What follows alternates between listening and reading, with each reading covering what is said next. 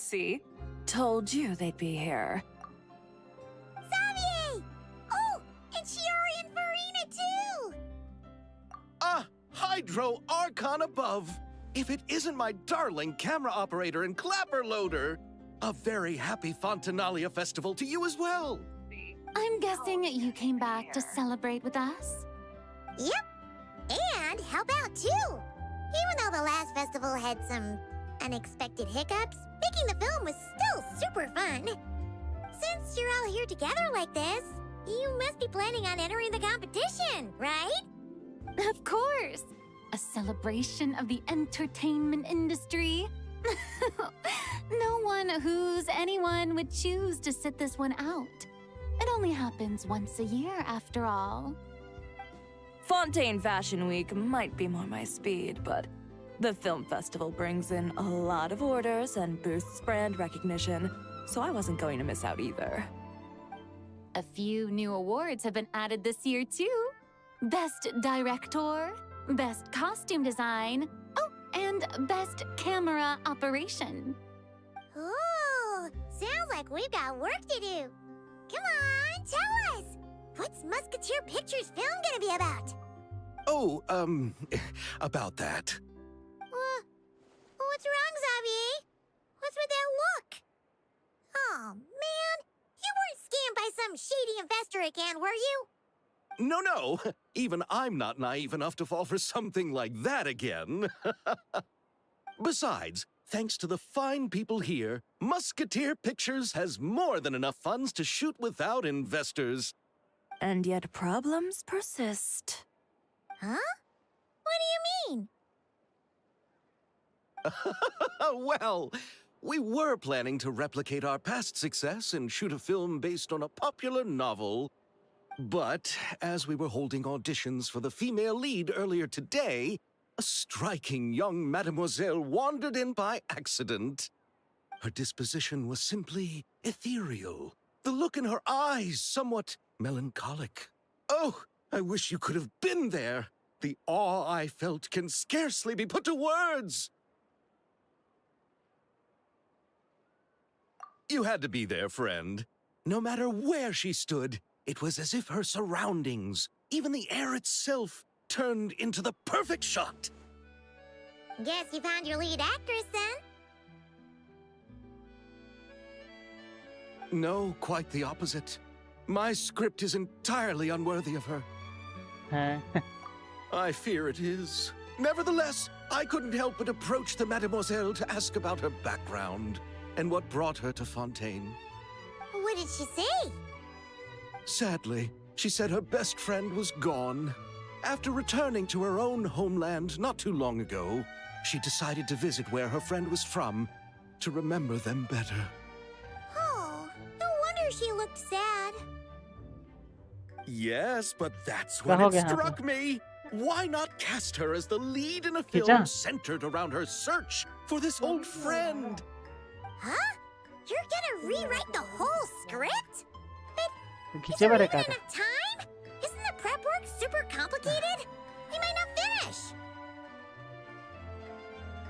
Think about the difficulties we faced with the two musketeers.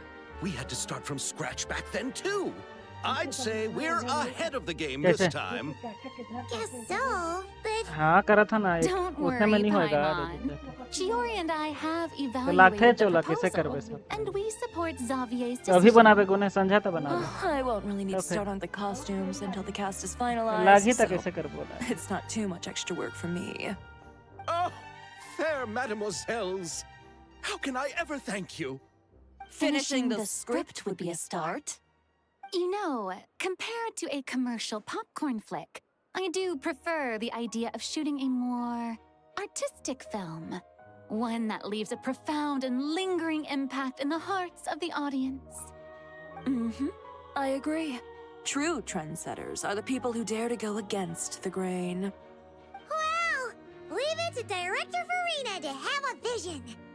Honestly, though, the artistic passion of everyone at Musketeer Pictures is inspiring. Anyway, now that we've heard so much about this lead actress, Paimon's gotta know who it is!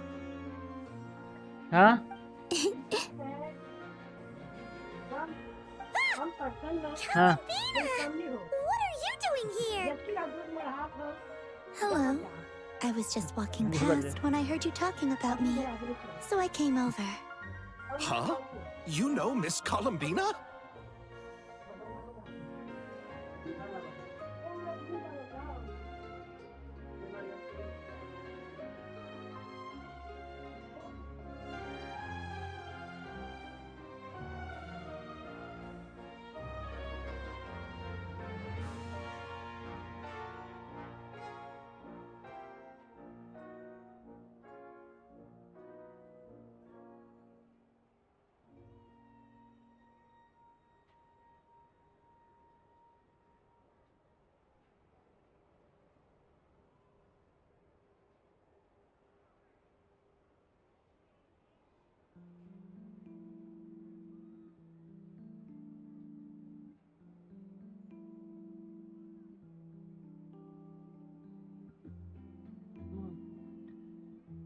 Of course! Wait a second. Does this mean Columbina is the actress who inspired the whole rewrite?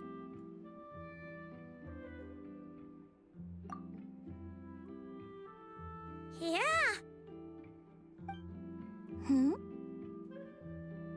Wait, so did you make the trip by yourself, Columbina? Yes. I mentioned how I wanted to visit other nations once things settled down in Notcry, remember? So I went to the curatorium to ask Never for advice. She told me about the film festival in Fontaine and said it might be fun to visit. I spoke to Lauma before I left too, and she thought it was a great idea to get out for a bit. It's just, I received quite different travel advice from the two of them. Oh? How so? Well, Lauma told me to go out and experience new things and make new friends. And What a wonderful suggestion. That's how a trip should be.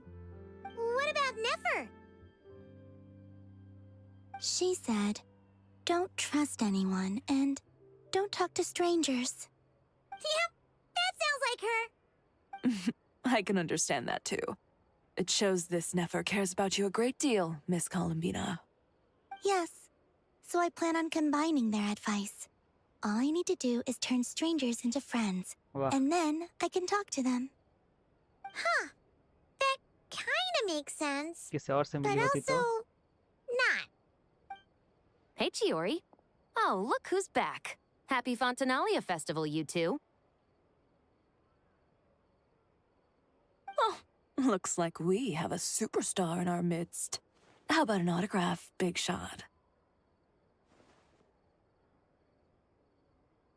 Ha ha, very funny.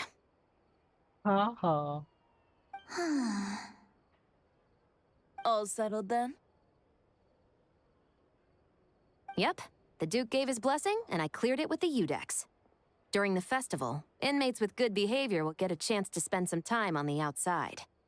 Under the stringent supervision of the Special Patrol, of course. Risley! It's been a while. Happy Fontanalia Festival! Does that mean Veronique and her brother will be at the festival? During a specific window of time, sure. Doesn't hurt to give the inmates something to look forward to. A little sun'll do them some good, I think. This is a friend from your travels, I'm guessing. Thought I heard something along those lines. Right! We should make some introductions, huh? Chevros, Risley, this is Columbina. A friend we met in Notcry. Welcome to Fontaine, Miss Columbina. I bet the weather's been quite an adjustment. Yeah.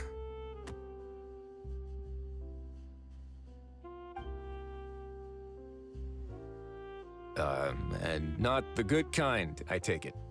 No, I quite like it. It's a lot warmer than Notcry. Then what was the punch for? Oh, should I not have done that? The flowers that bloom here are so vibrant, and the people are so kind. I just wanted to become friends as fast as possible. Ah, so that was meant as a gesture of Huh? friendship. Is फिर that आगे right, Miss Columbina? Mm-hmm. Isn't that what friends तेल में do? छुआ गया Right. Might have been a bit premature in this instance, though. Your friend here is quite the character.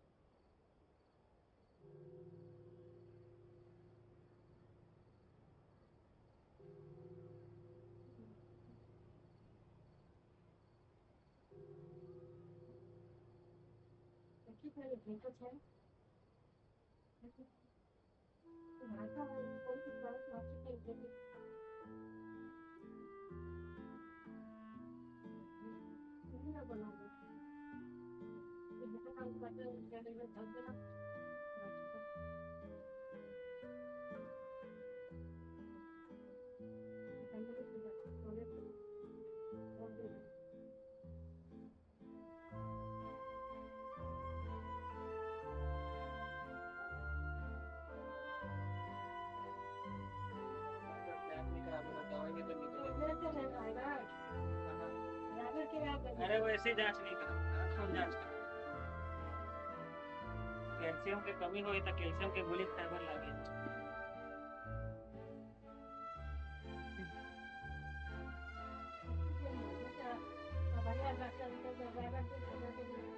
अरे वो सीधा रायगढ़ जाए बनी कहा था तो लग भाई रायगढ़ जाके क्या करो?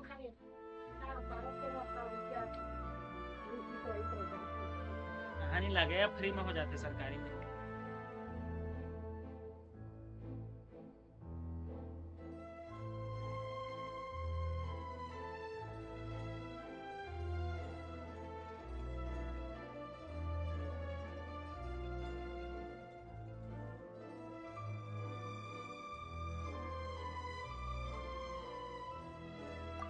Good thing we said something. You weren't seriously gonna go around punching every single person in Fontaine, were you? No, just the ones I wanted to be friends with. That's not... what Paimon's trying to say is, maybe keep the punches to a minimum until after you're friends with someone. If you say so. You're quite the character, Miss Columbina. So, are we friends? Of course. Any friend of the Traveler is a friend of mine. Yeah. Oof.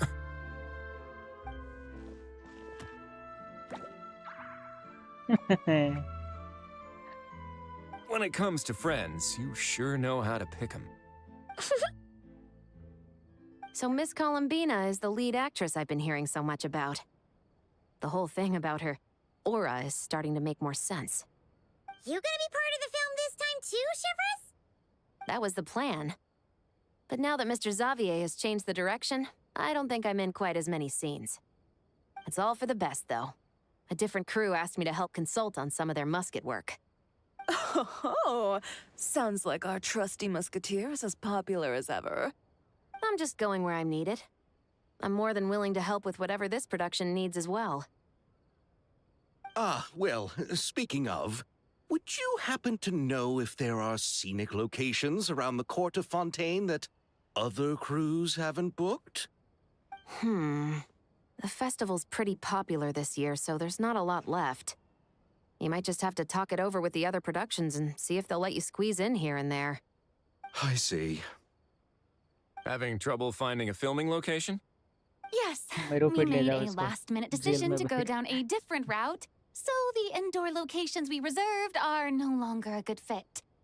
And it looks like all of the best outdoor spots have been taken. मेरो पीठ है ना मेरो You पीठ know, I might know a place.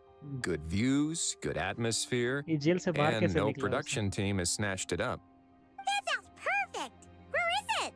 Photos of मेरो पीठ You want me to reveal it just like that? Come on, let it be a surprise. As much as that sounds riveting, I think we should divide and conquer.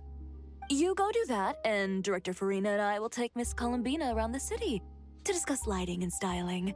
Is that all right with you, Miss Columbina? Traveler? Yeah, everyone here is our friend. So don't worry about a thing and just focus on enjoying your trip. Okay. All right. Then the Traveler and I will go check out this potential filming location. It might even give me some inspiration for the new script. I'll leave this to the Duke then. Until later, everyone. Maybe we'll run into each other on set. Okay then. Lead the way, Risley. Paimon's not built for suspense. Let's get this show on the road. Who said anything about roads? Huh? अबे moon पे लेके जाएगा क्या ये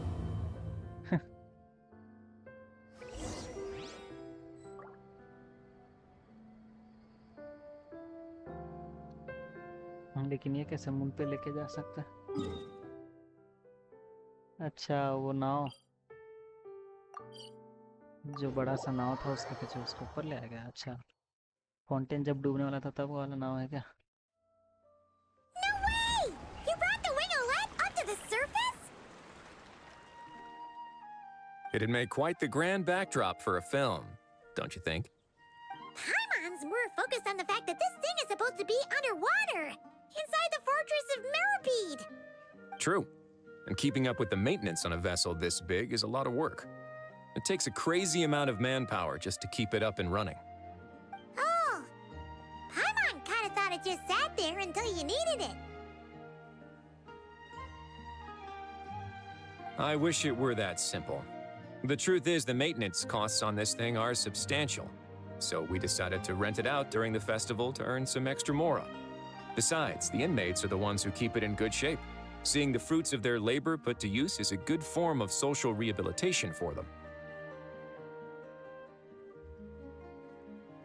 Huh, you've really thought this through. What you think, Xavier? Is this a good place to shoot? Ah, I've got it! Good messieurs and mesdemoiselles, I've got it! Gonna take that as a yes. The beginning is the hardest part, and the opening of this film has been eluding me, but now I know just how it should start. Glad to hear it. Thanks for bringing us here, Risley. Don't thank me just yet. This isn't quite a done deal. Huh? Not a done deal as in someone already rented it out? You said no other production teams had snatched it up. This person isn't affiliated with a production team.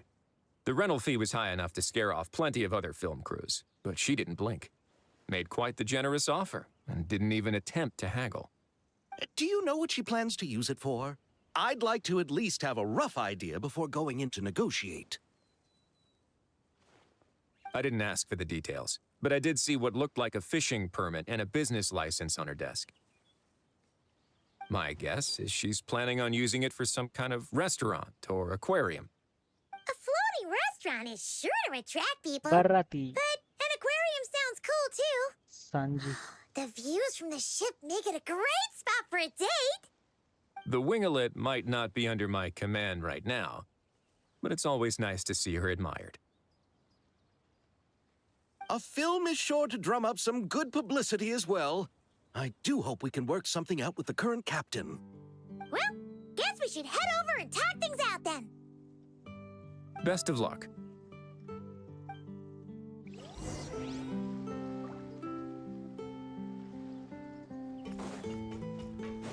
the captain Bairo Wow! The winglet seems even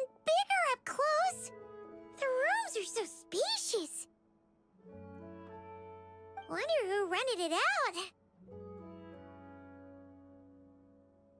Hello? Anyone there?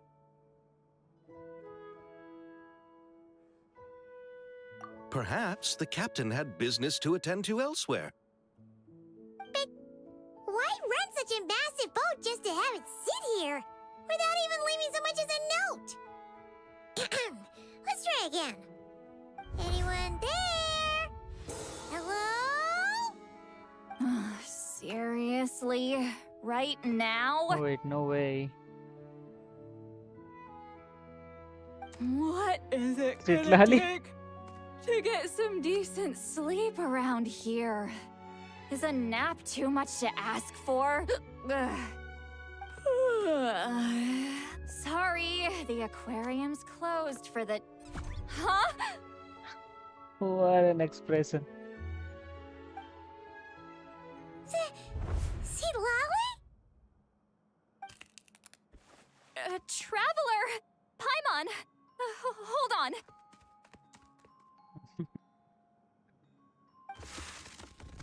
This is just great! How am I gonna go out dressed like this? What happened to my regular clothes?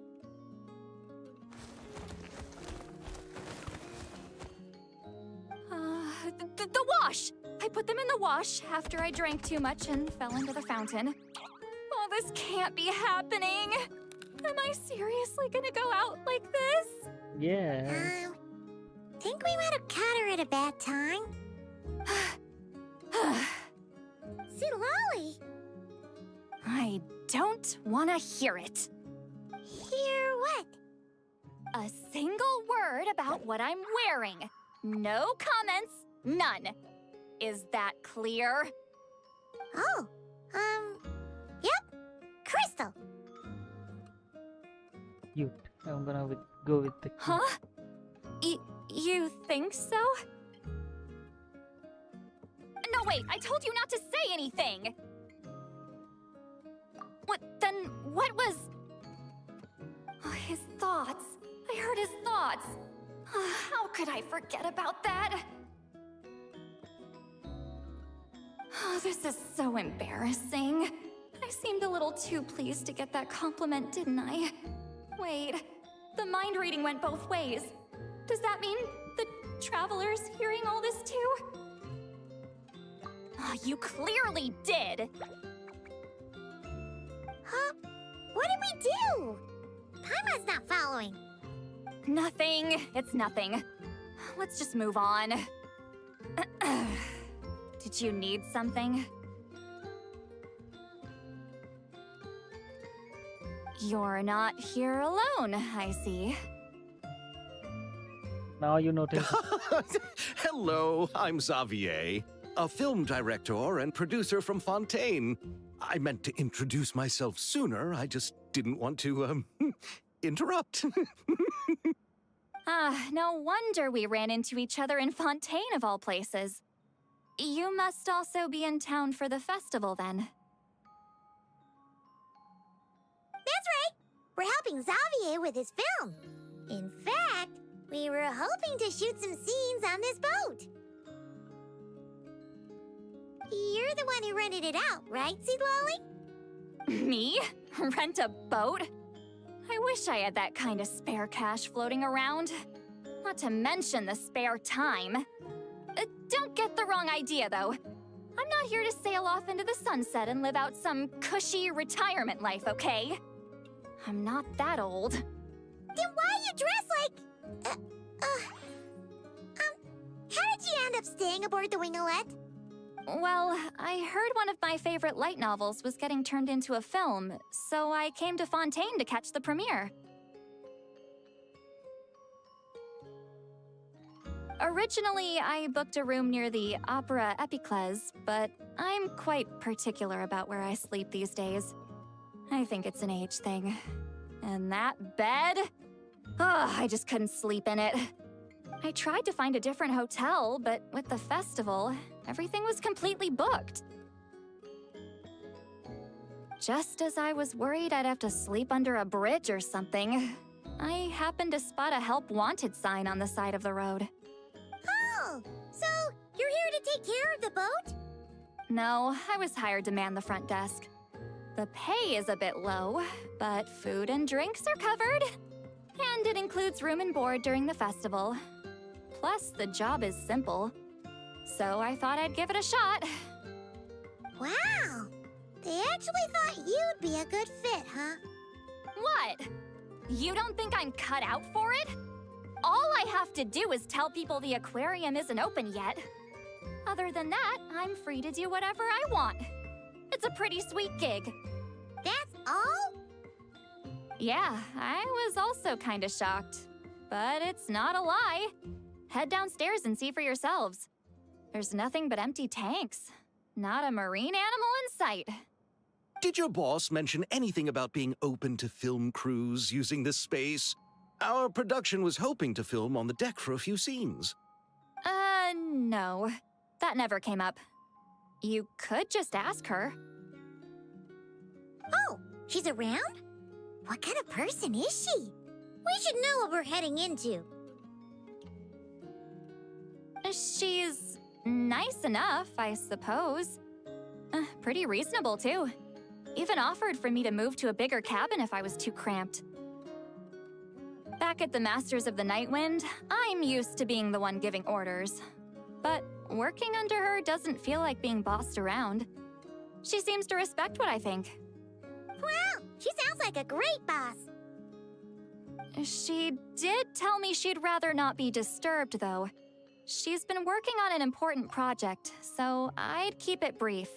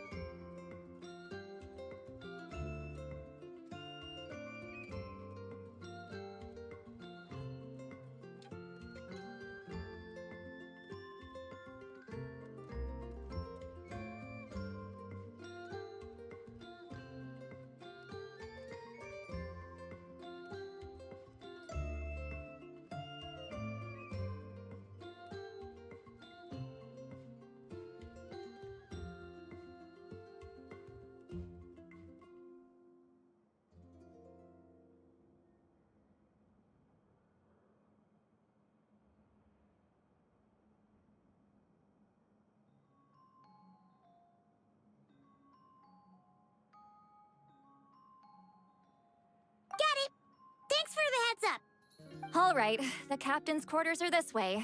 I can take... Wait. But I'm wearing... whatever. I doubt she'll care. Just follow me.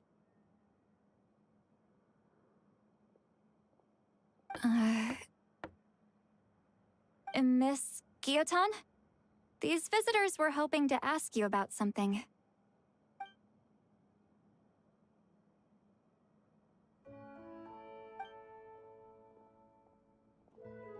Probably SANDRONE now. Yes, he is. I thought I said to limit the interruptions. Just tell them the aquarium is still...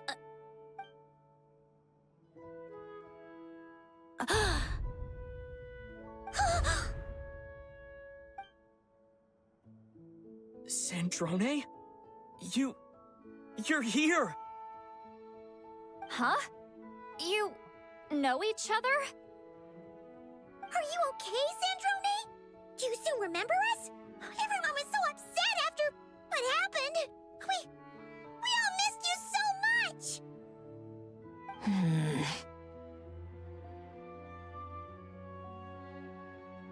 Miss Seatlolly, why don't you escort this gentleman to the reception area for a cup of tea? I have something to discuss with these two in private. Ah, I see. Right this way, Mr. Xavier.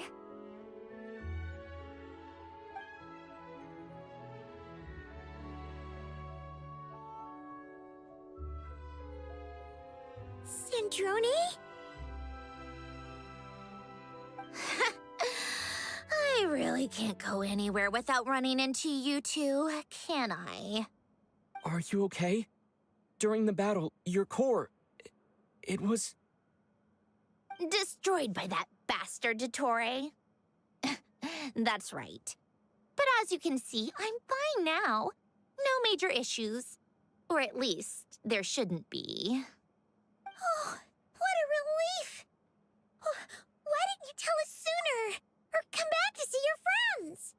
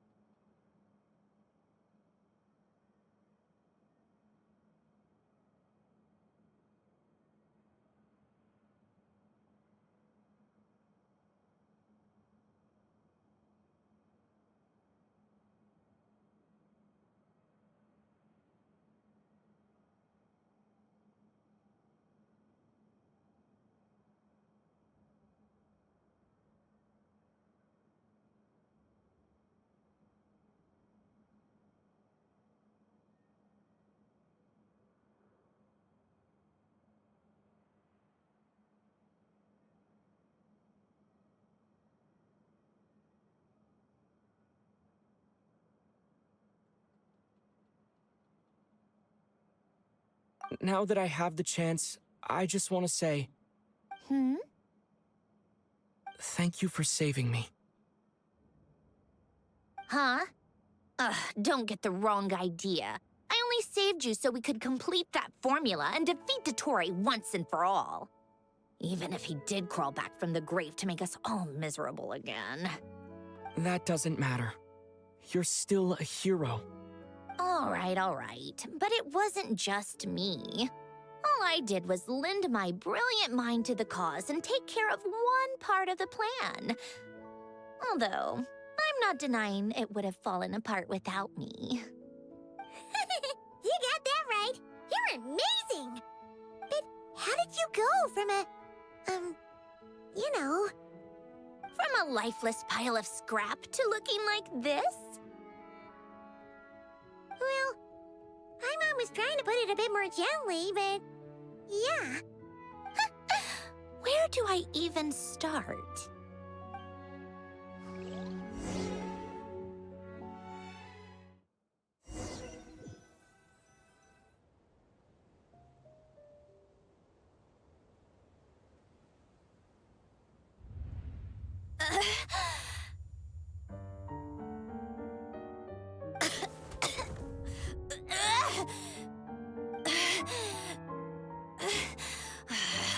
Curse it all! Where am I? Did we do it? How much time has passed? I'm not in one of that lunatic's experimental labs, am I? Wait, Fontanian decor. Books from the Research Institute. Phew. One thing at a time. Initiate self-diagnostics. Assess the extent of the damage.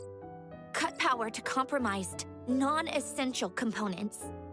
Then reconstruct available action modules. Severe damage to the core. Dottore, you bastard.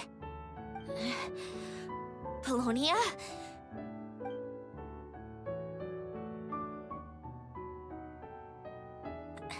Polonia, wake up! Activate!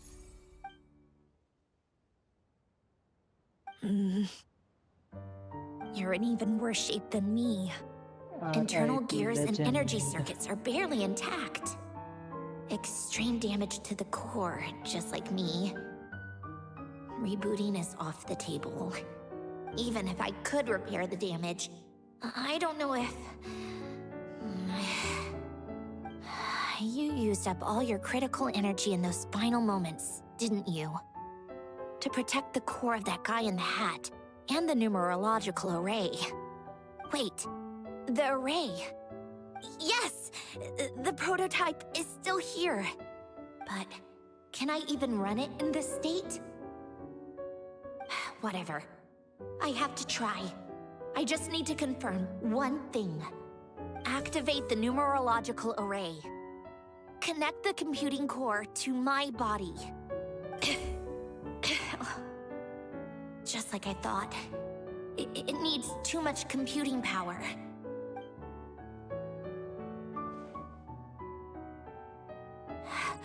Cut off power supply to all functions except the thinking module. Please. I just need to ask one question. Initiate query regarding the 3 Moon Sisters. How many living moon goddesses are there in possession of the Trilunar Authority? 1. It worked. You did it, Columbina. You made it back. But how did I survive? The self-diagnostics showed damage severe enough to shut me down for good. What triggered the reboot? A built-in message? Only visible after a core reboot. The final gift. Alen! Were you the one who gave me the second chance? But why now? What activated it? What is that? A vision? Wait, no. It's a stellar linchpin?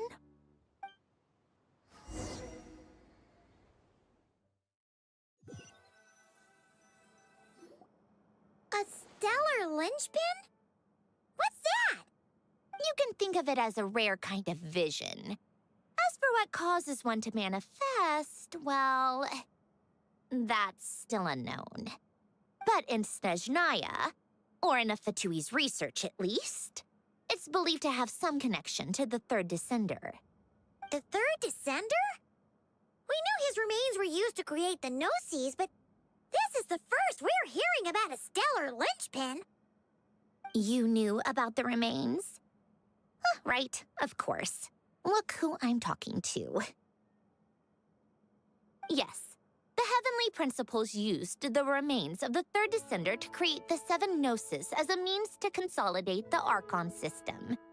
Visions result from that same system, so extrapolating from there, it's clear that the manifestation of a vision is also, to some extent, related to the third descender. Still following?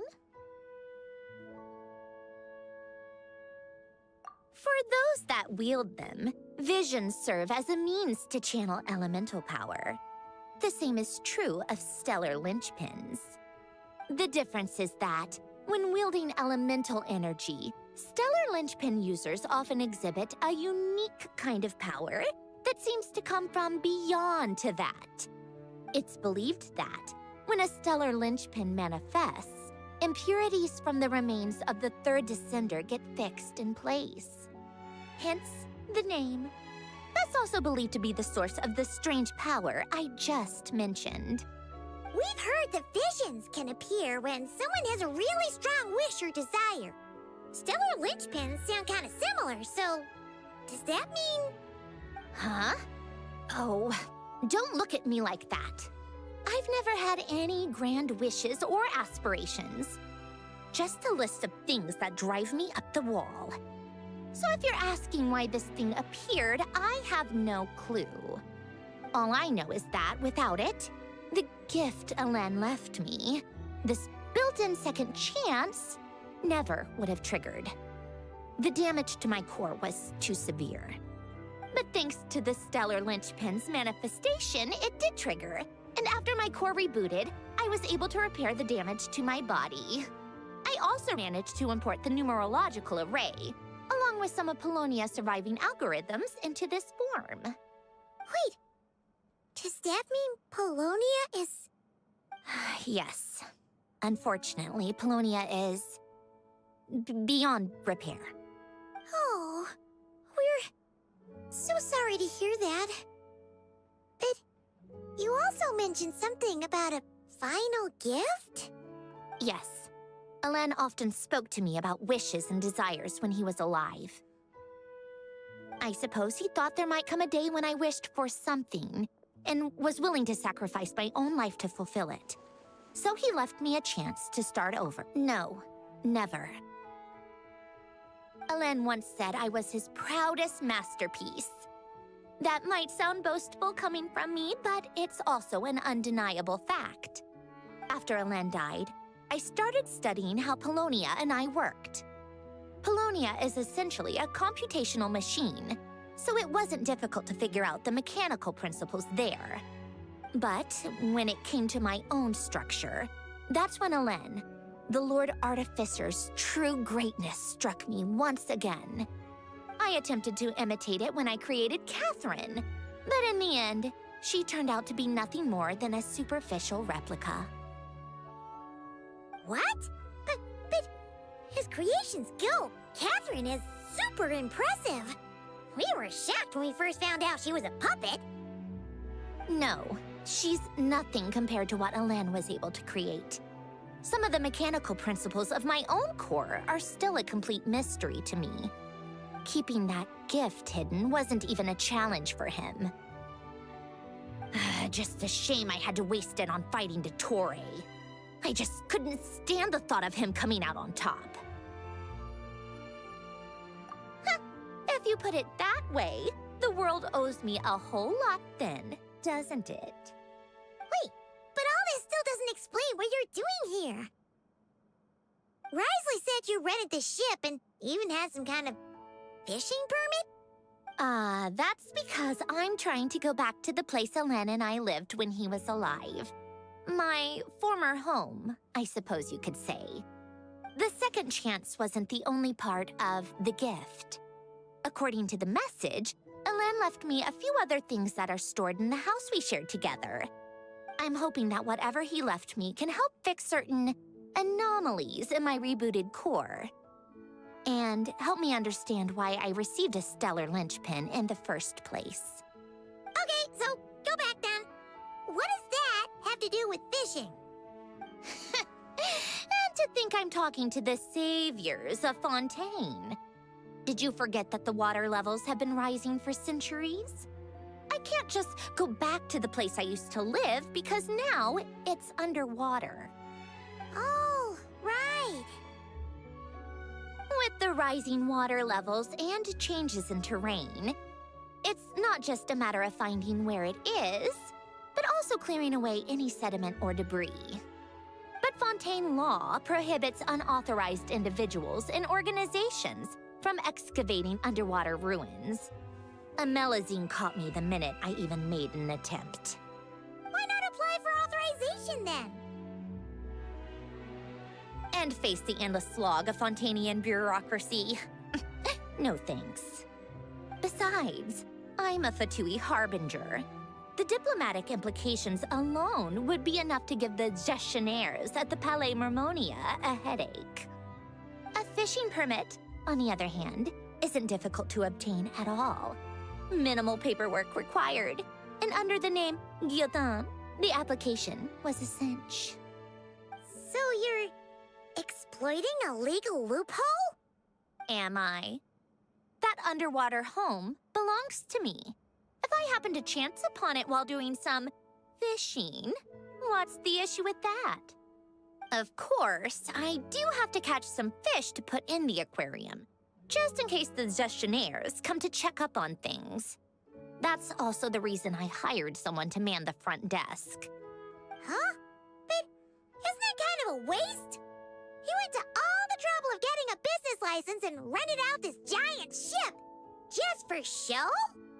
If you want to run an aquarium that bad, be my guest. Use the facilities however you want. I'm certainly not going to stop you. All I want is to go back home and see what other gifts Alen wanted me to inherit. Hold on. enough about me. What are you two even doing here?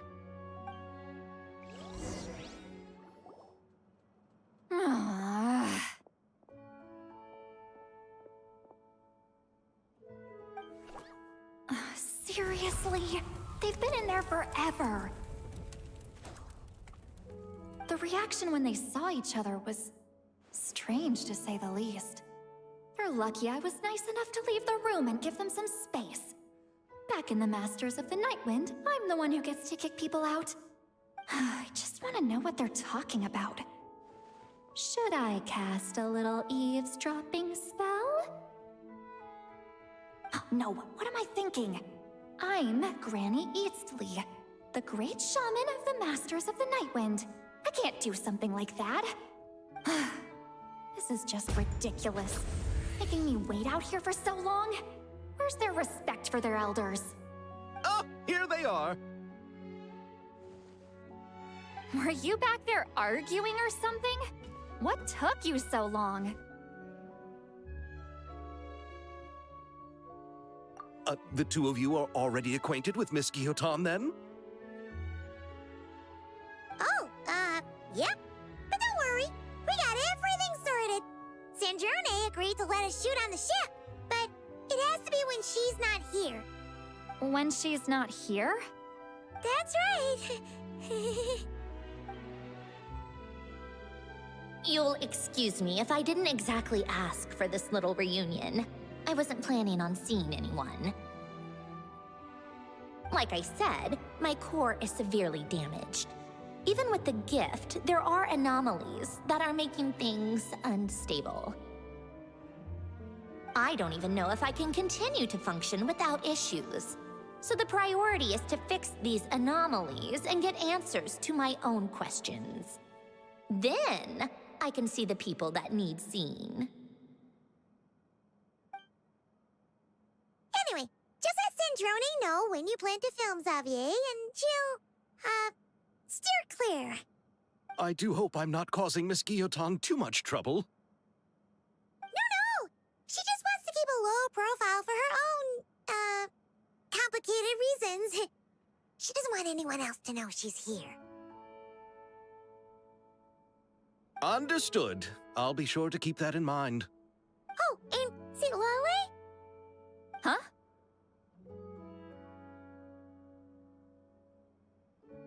You mean Miss Guillotin? What does she want? Oh, please don't let it be about the pajamas. What? A seventh of the Fatui Harbingers? Why are you telling me all this? I asked the Traveler about you, and I've decided it's best to be open in this instance. I can understand if you would rather not work for a Harbinger.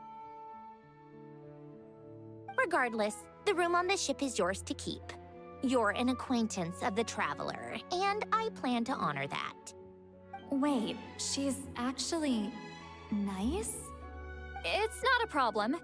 The captain also worked for the Fatui, and he helped Natlan a great deal. We know that there are good people among your ranks. Besides, I've been around long enough to know what it means to earn one's keep. This isn't Natlan, and I don't expect special treatment. Besides, sitting at a desk isn't exactly backbreaking work. I appreciate that perspective, great shaman. Seat Lolly. Just call me Seat Lolly. That title makes me sound so... old. Well, Seat Lolly, the Traveler and I are looking for something, so we'll be heading underwater together soon. I'll leave the ship in your care while we're gone. Together? How often? Not too often. We're heading out in a bit, but I'll be available if you need something. You couldn't, go alone? I wanted to, but he was concerned about my physical well-being. So he offered to come with. Guess my mental well-being means nothing then. Huh?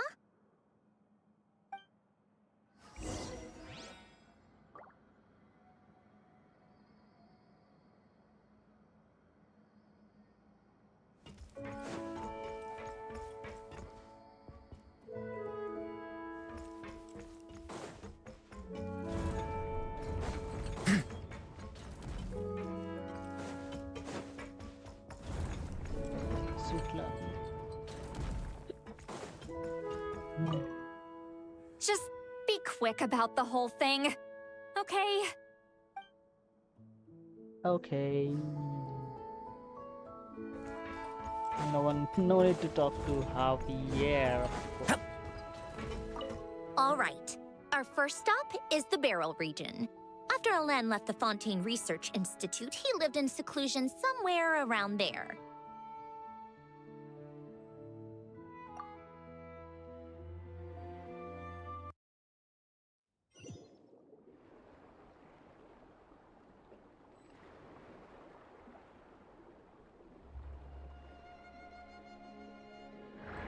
Huh. This place has changed a lot. Guess I really have been gone for a long...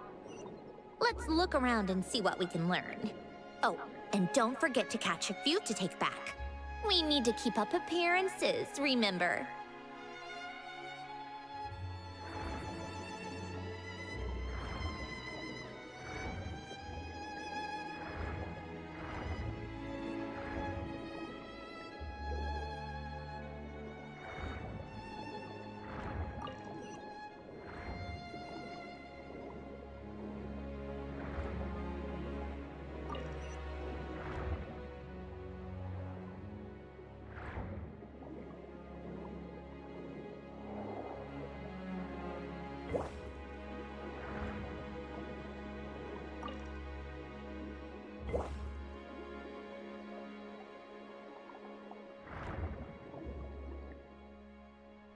Poisson isn't too far from here, right?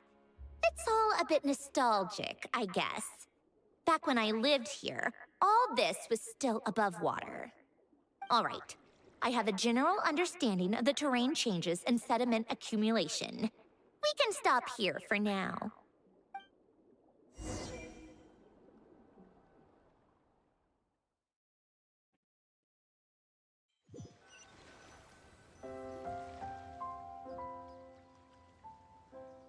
That went smoother than expected. I appreciate the help. No problem. You doing okay though, Sandrone? Seeing your home look nothing like you remember, that can't be easy. I'm fine. Times change. People change. That's the one thing you can actually count on. I made peace with that a long time ago. You should head back and put them in the aquarium tanks. We finished ahead of schedule, so your crew is probably still on the ship. I'll follow in a bit. Right. Xavier said he was gonna test out a couple of shots.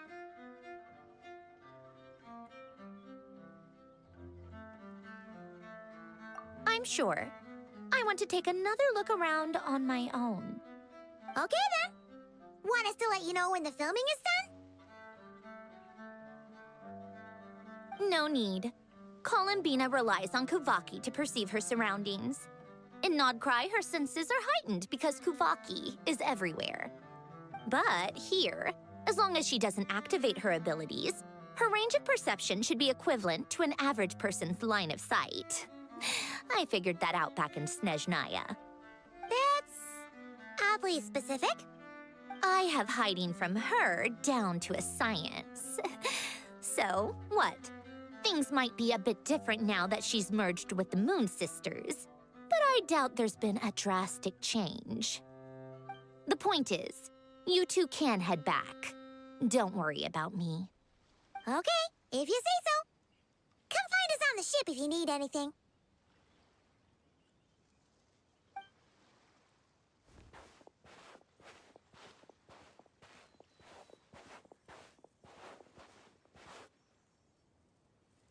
What did you leave for me, Alain? Did you know I would come back? Or did you make it so I would have to?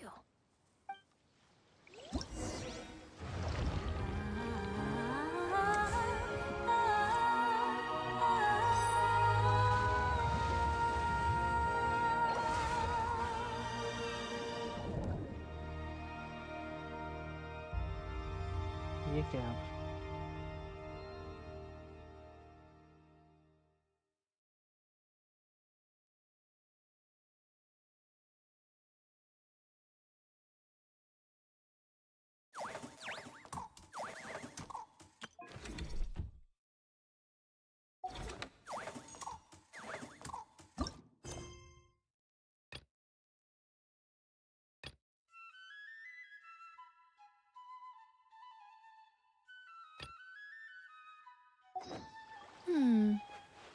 Metaphors speak.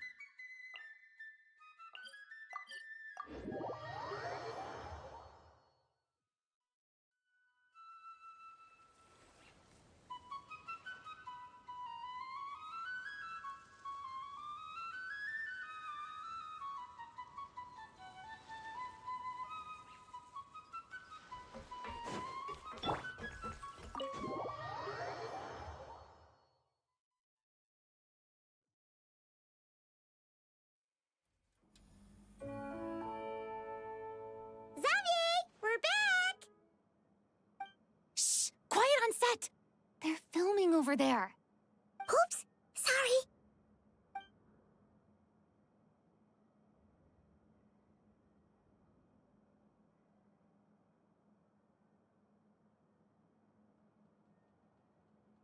What's your take, Detective? Bullet wound to the chest. Gunpowder residue on the clothes. The victim must have been shot at close range.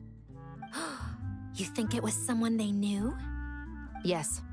It's possible the suspect arranged for them to meet at this very spot. A reasonable deduction. But you're overlooking a crucial clue. What? The victim's pocket watch is missing.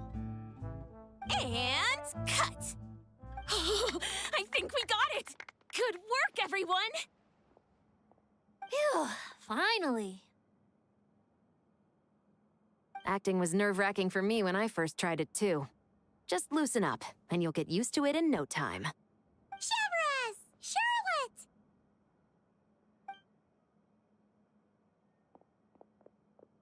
Oh, hello there, you two. You're filming here too? Oh, so Charlotte's crew must have been the one that asked you to help out, huh, Chevrus? Yep. They heard about a potential filming location and wanted to come check it out. But when we got here, your crew had already beaten us to it. Luckily, Xavier and our director, Lapine Pauline, go way back.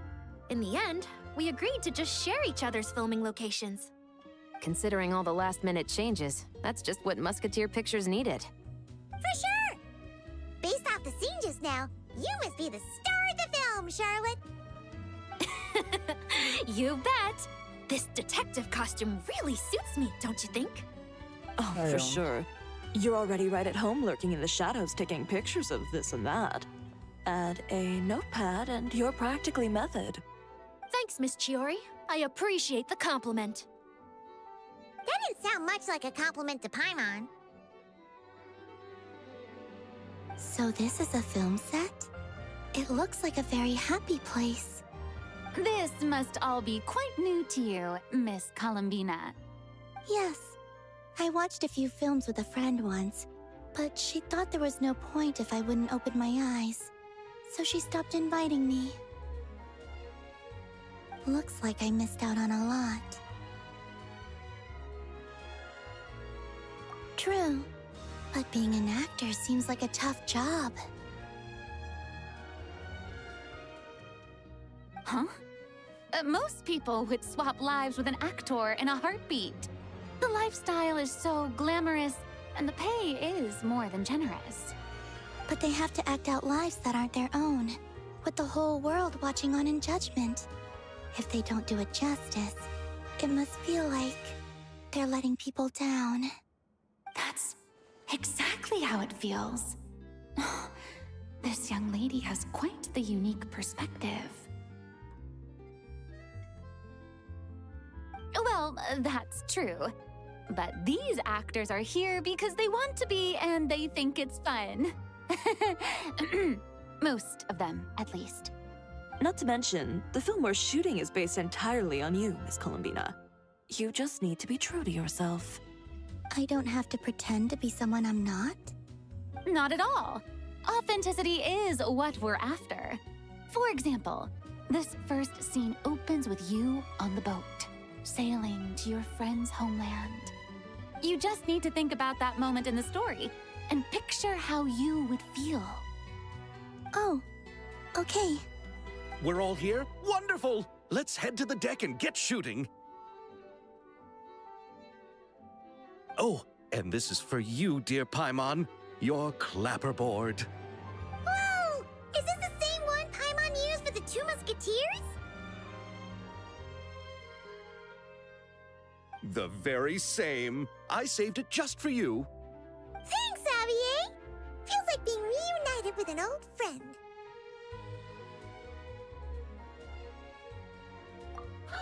Of course! That said, I have a different job in mind for you this time, Traveler.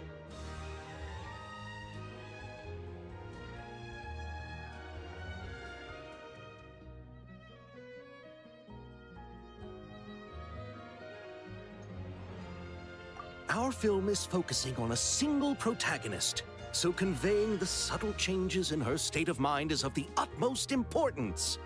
In addition to the actor's own performance, another way we can convey that is through lighting. Huh? But there's already a lighting specialist, isn't there?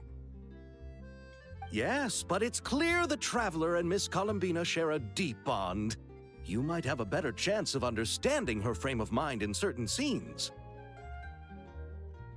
Oh, that makes sense. So, what do you say? Willing to take on the role of lighting specialist?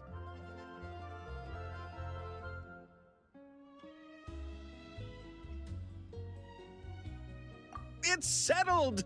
I leave the job of translating our leading lady's inner thoughts in your capable hands.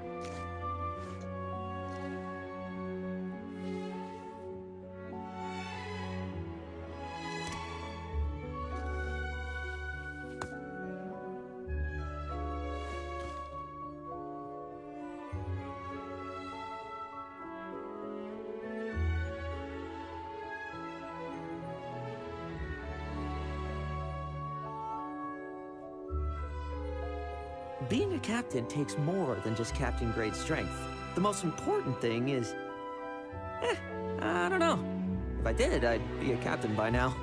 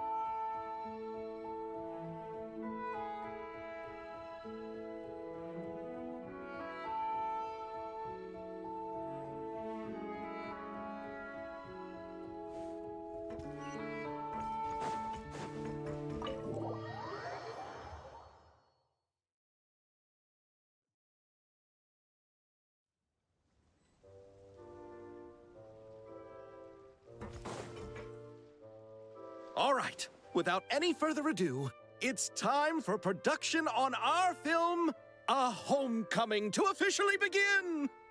Turning it over to you once again, Director Farina. All right. Positions, everyone. Camera operator, clapper loader, get set up. Let me know when lighting is good to go.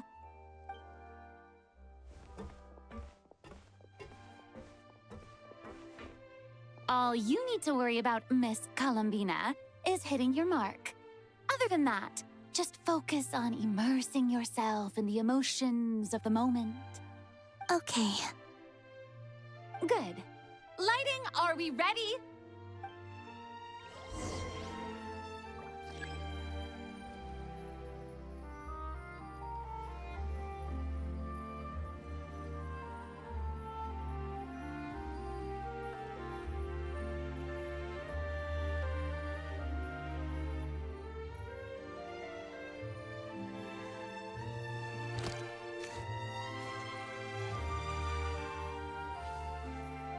Just didn't get it.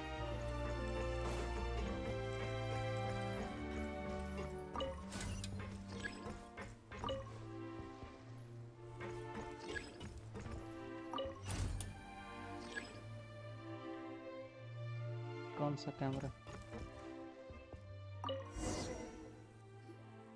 Ready. Ready. All right, quiet on set. 3, 2, 1, action! This is her homeland.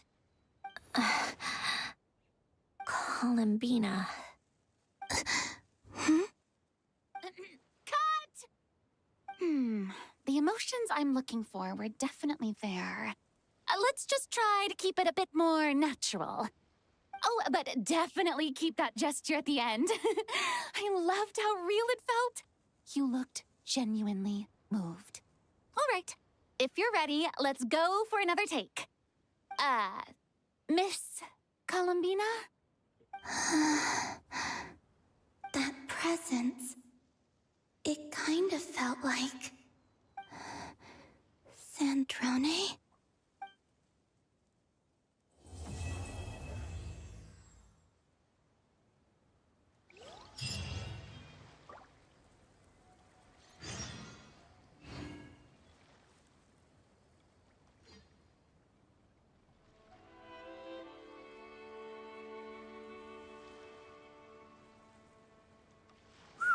Mondstadt really is the place to be. Can't wait to get my hands on some apple cider.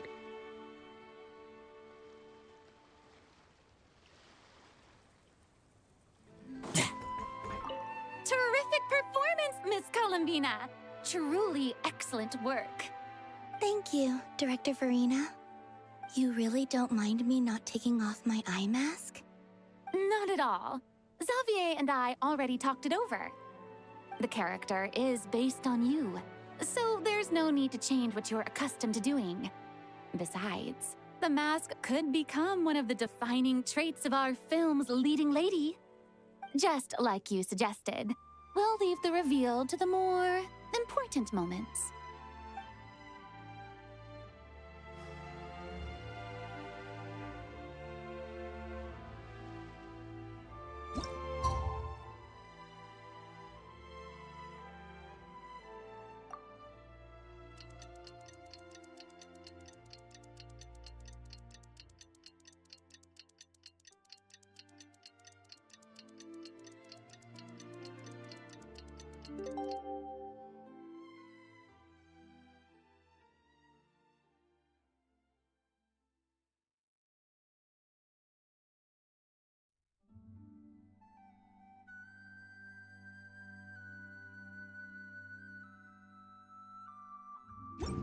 Being a captain... Sandrone said that if everything goes smoothly, we should be able to pinpoint the exact location of her home today. Let's head to the Wing Allied and meet up with her.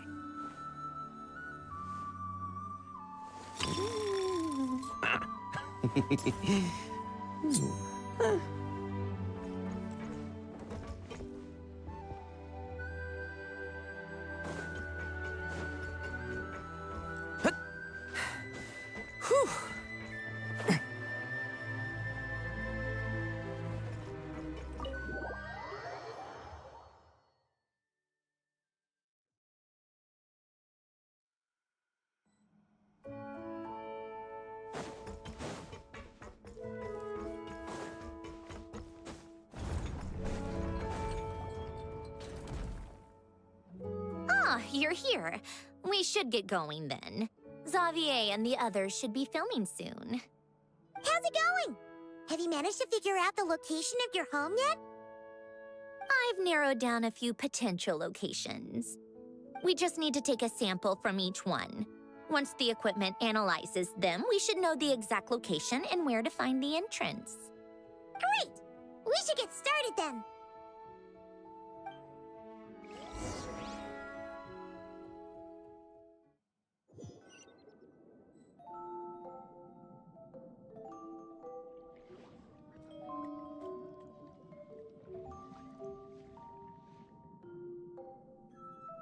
All right, let's get a move on.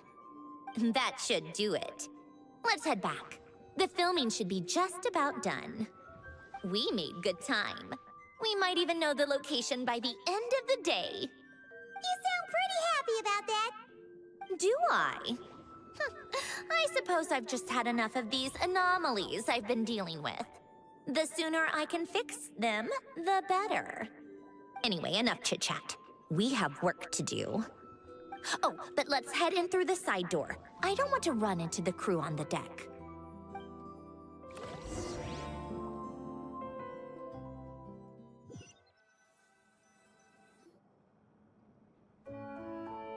All right, now we just need to wait for the results. Since we have some time to kill, I suppose I might as well see how this aquarium of yours is coming along. You seemed quite enthusiastic about it, after all. It's really coming together.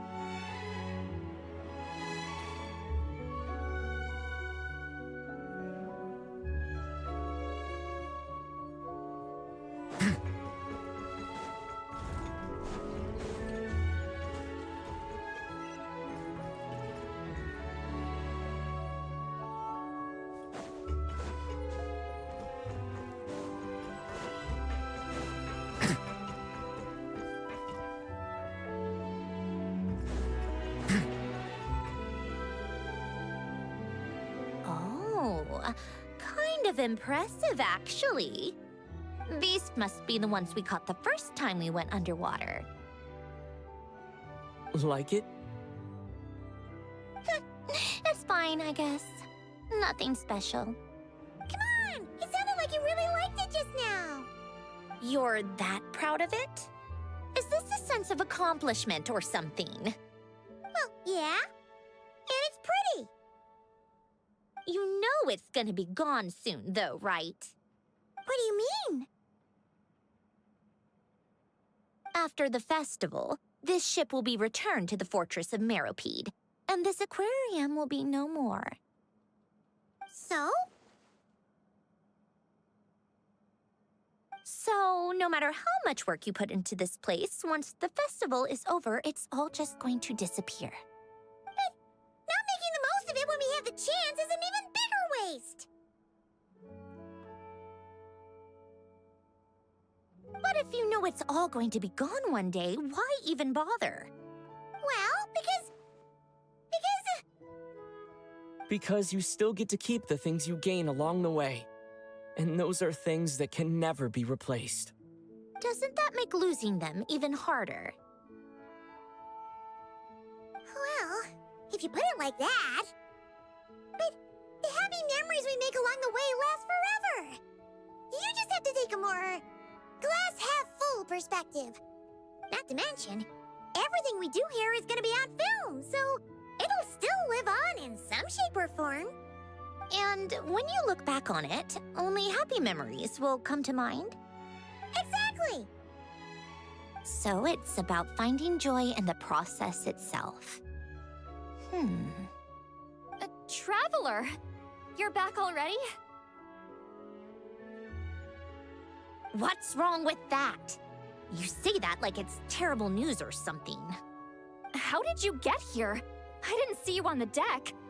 Oh, never mind. We need to help Miss Guillotin hide ASAP. The crew is heading over here to shoot any second. What? They should be done by now. There was a mishap earlier that cost them some time. I was waiting on deck so I could warn you the minute you showed up. Anyway, you should head back to the captain's cabin right away. They're gonna be here any minute now. Ugh, finally! That's a wrap for the scenes on the deck. Wouldn't have taken half as long if the wind hadn't snapped our equipment in two. Uh-oh! Too late! Change of plans then. You'll just have to hide. Hide? And where exactly am I supposed to do that? Oh, there's a box over there! You can get in that! Huh? You expect me to... Do I need my makeup done for the next scene too? For the love of... Let me see. Maybe just a quick touch-up. Huh? Traveler and Paimon? What are you doing here? I thought you took the day off to take care of something. Huh?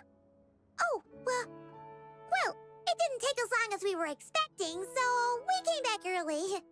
What about you guys? You're still not done shooting for the day? No, we ran into an issue that, set us back. It meant Miss Charlotte's crew wasn't able to wrap either. We both still have scenes to shoot in this aquarium. Oh, that's not ideal. For several reasons. Let us help then. The sooner we wrap, the sooner everyone can get some rest. All right. Thanks, you two. Miss Charlotte's crew can go first then. If I'm not mistaken, you still have a night shoot later. Thanks, Director Farina! Of course. Fellow artists should help each other out where we can. Agreed. Well then, camera, lights, get set up. Actors, give your lines a quick once-over. Let's try to get this in one take.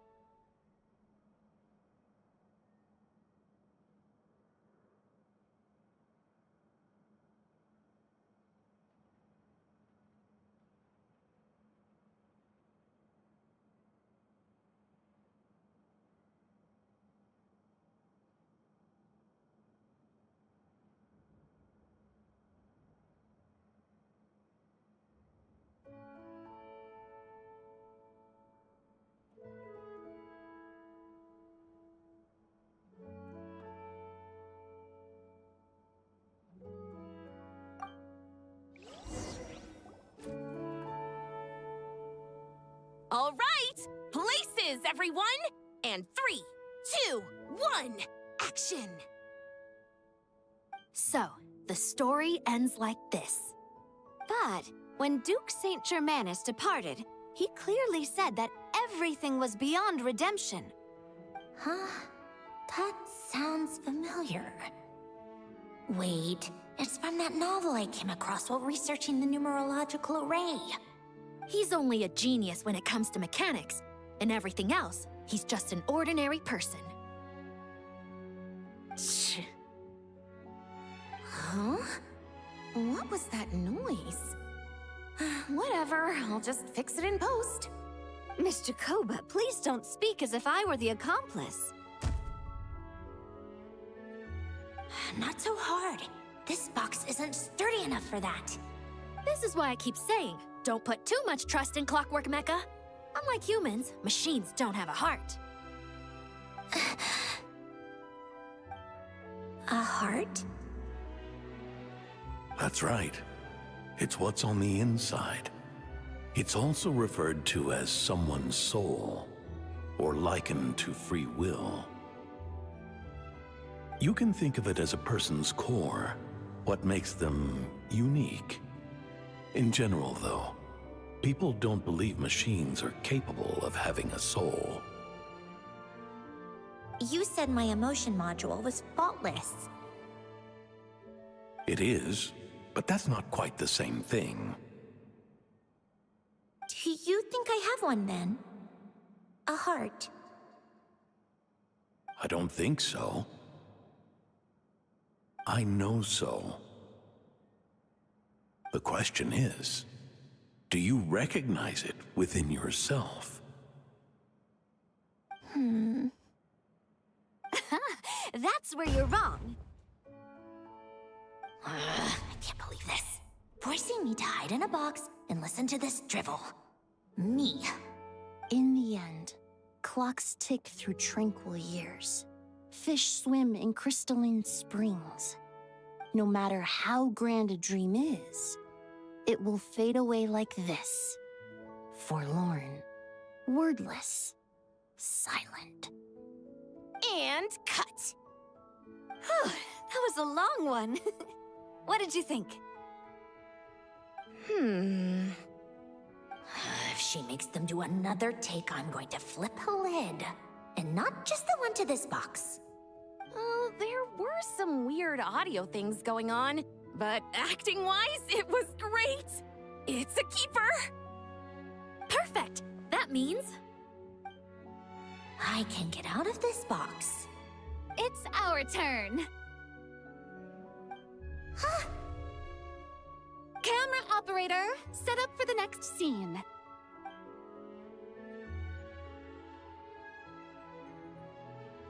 In this one, our protagonist peruses an aquarium in a foreign land and gets swept up in memories of her friend. So, in terms of lighting, that's the vibe we're going for. Got that? Shoot. Paimon thought there'd be a break and Sandrone could slip away. What are we gonna do now?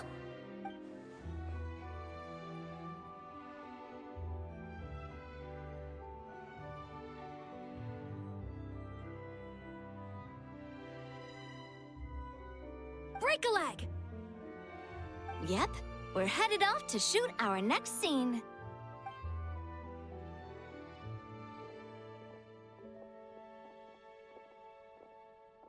All right, quiet on set. We're about to start rolling. Ready, Miss Columbina? Miss Columbina? I think she would like this. Quick, we should roll on this. It doesn't forage with the others, or prey upon its smaller kin. Instead, it remains where it is, cradled in the coral's quiet beauty, as though the raging cyclones above are of no consequence. And yet, she still stood before the cyclone in the end. So I think that story has it wrong. She is no different than us. She has a heart. Columbina. Hmm?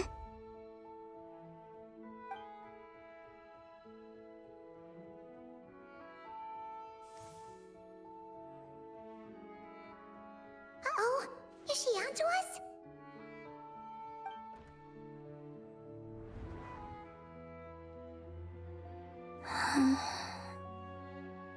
What is she doing?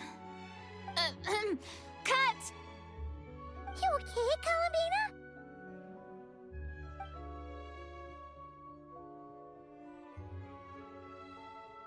Hmm? Oh, yes. I just thought... Why don't we take a short break? It's been a long day of shooting so far. That last take was beautifully organic, though. We can use it as is. No need to go again. Thanks, Director Farina. But I'm fine to continue. You're sure? In that case, let's shoot some quick B-roll. Then we can move to our next outdoor scene.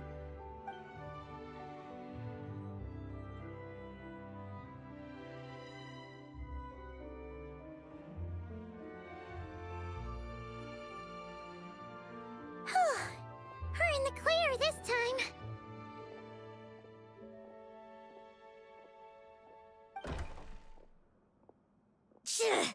Ugh! Absolutely suffocating. You okay, Sandrone? Right as rain. Come on, let's go check the test results. It's time for me to go home.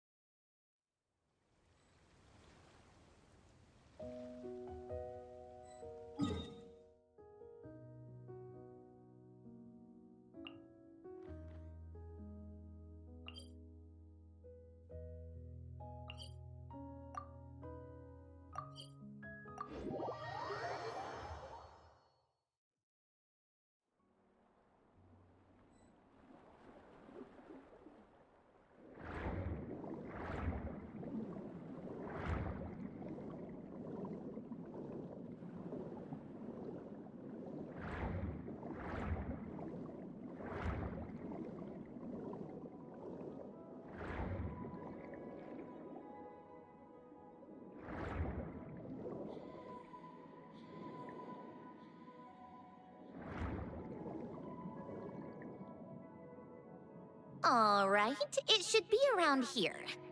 Give me some space. I'll activate the water insulating mechanism.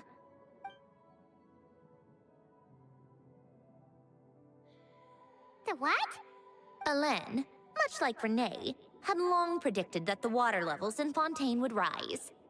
Thanks to his expertise in mechanics, he was able to implement a few simple measures to protect our home from flooding. I told him there was no need, that I would just move when the water rose too high. But it would seem he knew a day like this would come.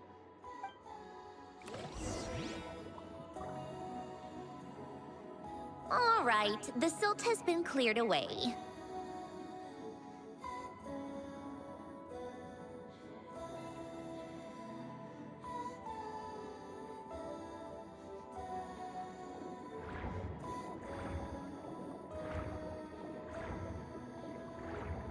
Go activate the mechanism for the first sluice gate. That will fill the empty middle chamber with water.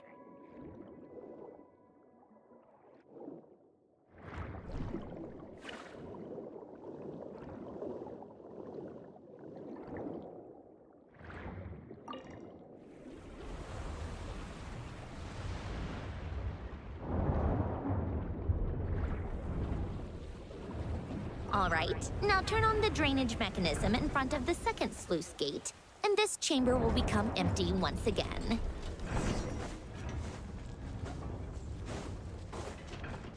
So,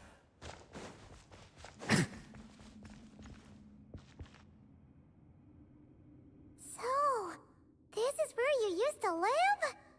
It's beautiful! There's even a garden! Back when I lived here, it was my job to tend to the potted plants and flower beds. Still growing strong even after all this time. Who would have thought? If the weather was nice, I would take Alen out in his wheelchair and we would go for a walk. Before long, we started bringing Polonia along too. Come to think of it, I was the only one who could get around easily back then. Polonia always got stuck at some point, and it was up to me to launch a rescue mission. Happy? I suppose they were. Uneventful, but pleasant. Repetitive, but peaceful. It was like living in a world where time didn't exist.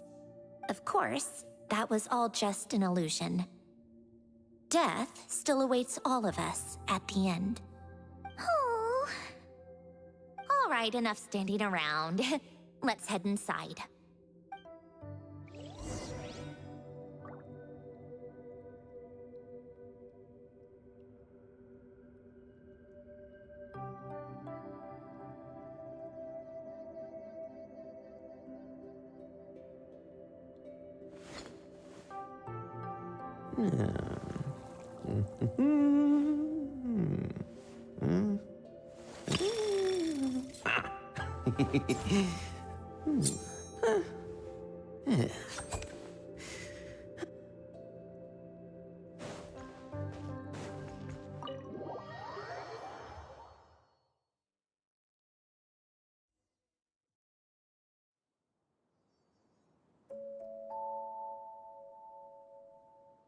Yep, this place is exactly how I left it.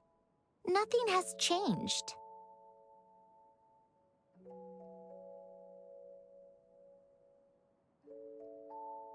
What is it? Huh? How did you get... Oh, Arlecchino gave it to you, didn't she? And you...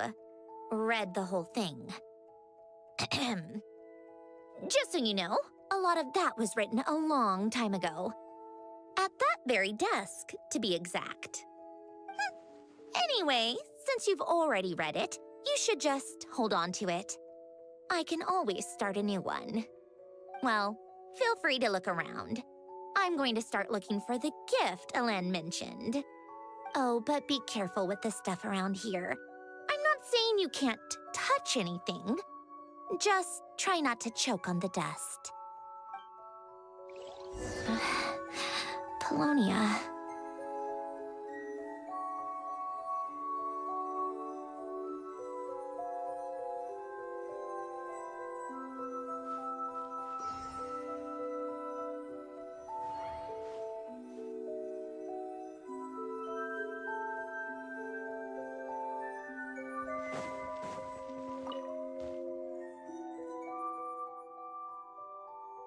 This was Alen's workbench. Later on, of course, it became mine. It's where both Polonia and I were brought to life. Before Alen was bedbound, this is where he would teach me about mechanics. I would sit and listen, chiming in with questions here and there. Later on, when he got too sick, I took over and would work on Polonia here.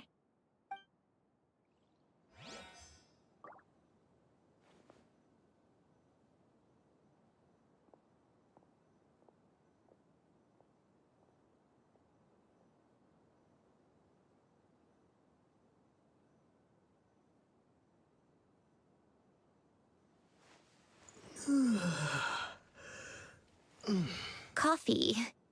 Tea.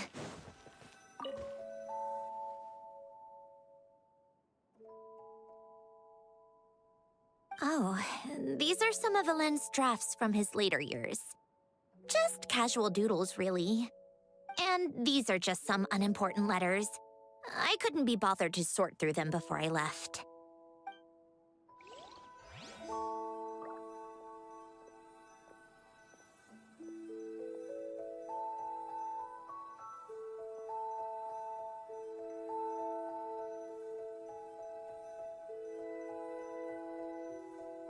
old notes.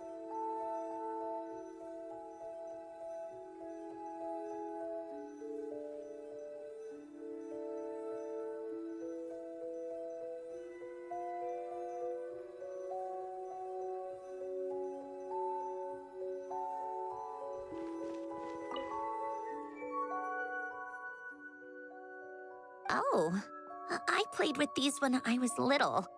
During the first few months after I was created, I mean. At first, Alana and I would play together, but it didn't take long for me to become unbeatable. So, Polonia and I played together instead.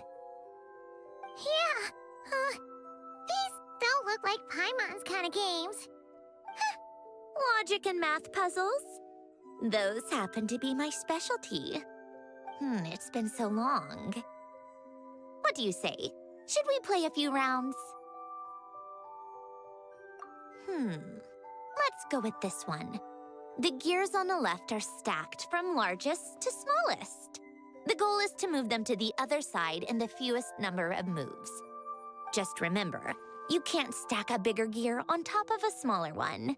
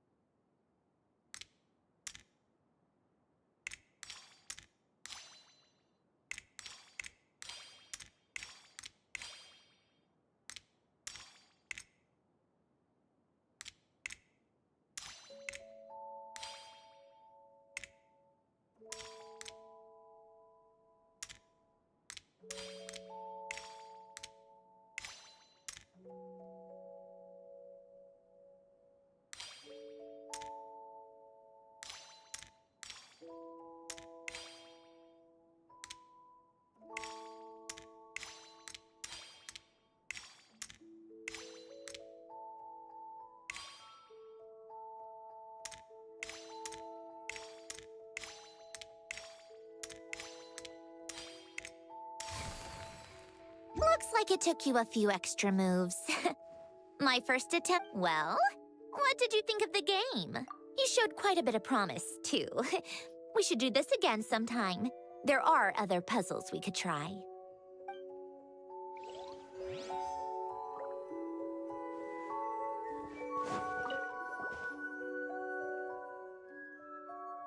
Wait, the people in this picture look kind of familiar. Hmm? Oh, this was taken when Alain and Renee were both still at the Fontaine Research Institute. Before their falling out. In his later years, Alain would often sit by the fireplace and stare at this picture, wearing an expression somewhere between guilt and longing. He said he sometimes regretted not helping his friend when he needed it most, even if just to stop him. Wow! This house is filled with so many memories! It's so cozy and charming. You should have seen it in its prime, when people actually lived here. A lit fireplace, a steaming cup of coffee. That's the real deal. You know, we also used to have a mechanical piano that Alain built. Oh, how chic! Alain never played it much. He probably wasn't able to at that point. But I managed to teach myself. Music theory is essentially math, after all. Once you learn the patterns, it's not really that difficult. I loved perusing Alain's collection of classical music. The chords and harmonies felt like individual mathematical puzzles. It was fascinating, so I did some composing as well. But as Alain continued to deteriorate, even the sound of music began to grate on his nerves. So I got rid of the piano. Aww. Back then, I assumed a piano was like an ordinary clothing rack, commonplace in every home and easily replaceable. It was only after I left that I realized how hard a good piano is to find. Enough about that. Alain's gift should be just in here. The only things undisturbed before I left were a few of his personal belongings.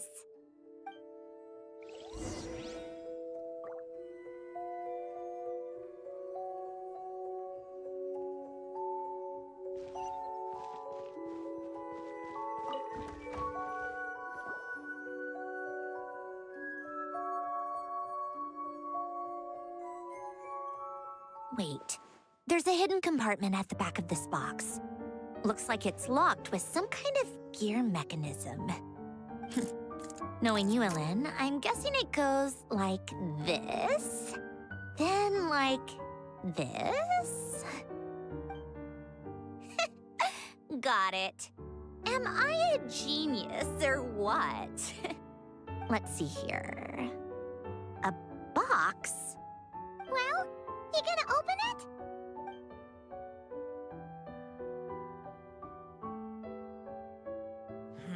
It's heavier than I was expecting. Just how much stuff is in here?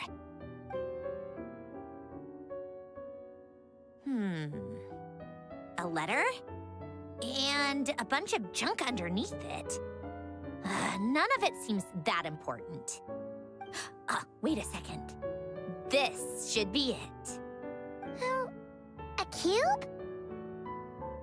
It's a multi-dimensional algorithmic core. Alain would use it to store information. Only Polonia and I have access.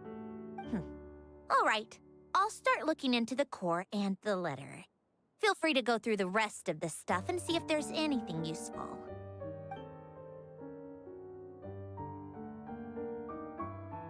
Okay.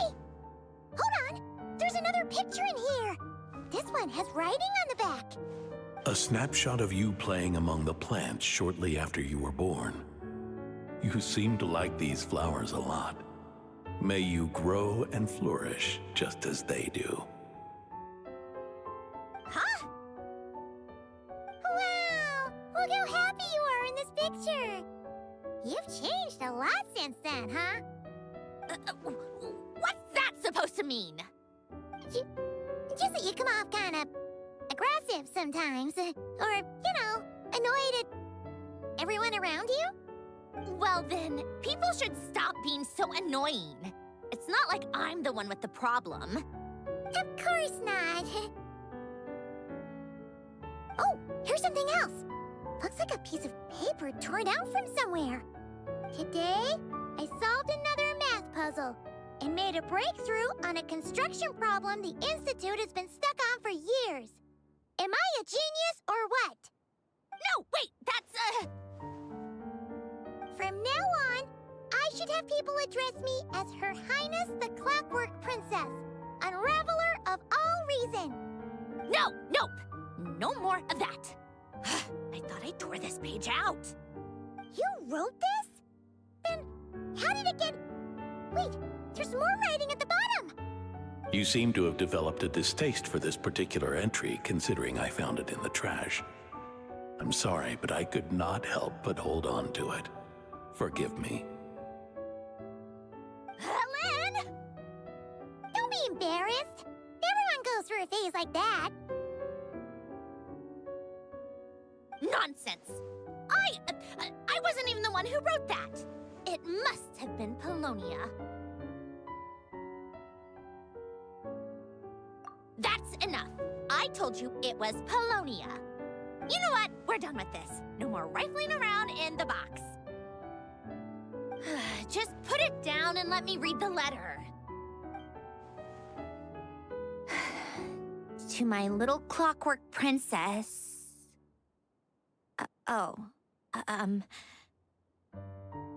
Not another word. Got that? If you're reading this.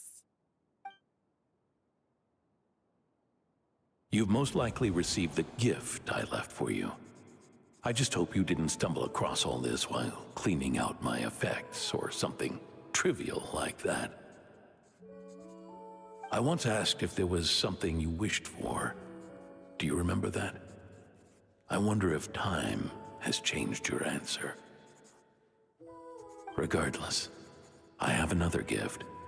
A formula that will allow you to come face to face with the anomaly inside of you. If you even still call her that. Why this gift? To understand that, allow me to wax poetic on the soul once again. I would ask you to stick with me until the end, but I know you will. You always have. I believe a person should be born twice over in their lifetime. First, there's the birth that grants us life. Then, the birth of the soul. It's a matter of transforming the life bestowed upon us into the life we choose for ourselves. And to do that, we must look inward. We must make a conscious choice to define the meaning of our life instead of allowing the happenstance of our existence to pass us by. This is the process of recognizing the soul that lives within us. You are my proudest masterpiece. I told you that long ago. But to me, you have never been a creation or a machine. To me, you're just like the rest of us. You have a heart. In fact, some theories think of the human brain as nothing more than a machine, and thought the product of its computations.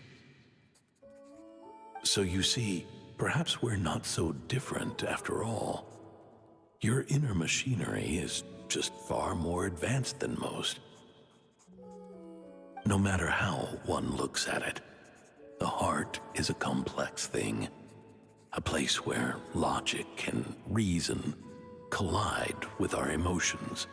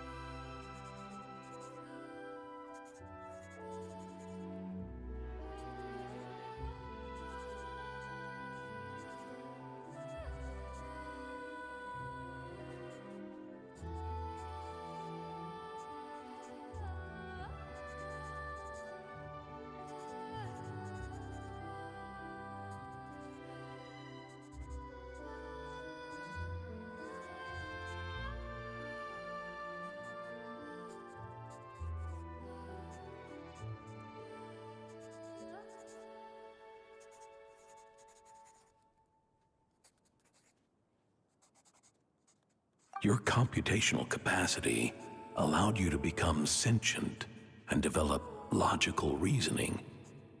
But it also granted you something that, on the surface, might seem contradictory. Emotion. Emotions and logic often clash with each other, and those instances of discord can accumulate over time. That is the source of what you refer to as the anomalies within you. As you told me once, you've always known what you don't want, yet you've never wished for anything in particular. Similar to how a blind person can feel when a part of their body is in pain without being able to fully visualize its form, such is your relationship with your soul. So, what I leave you now is this: a formula that will allow you to see the shape of your soul. For if you want to protect your heart, you must first be able to recognize it within yourself. Of course. Whether you use it is entirely up to you. You are, and always have been, free to do as you wish. Regardless, whether by my formula or some other means, I trust you will know your heart one day. You always were a fast learner. And the smartest person I've ever known. Ellen.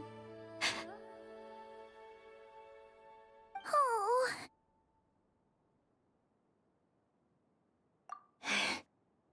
I'm fine. I've already figured out how this formula works. Let's get out of here and then we can use it. You made up your mind already? You're gonna do it? Why wouldn't I? Resolving the anomalies within my core is the reason I came here in the first place. No, I can do this on my own.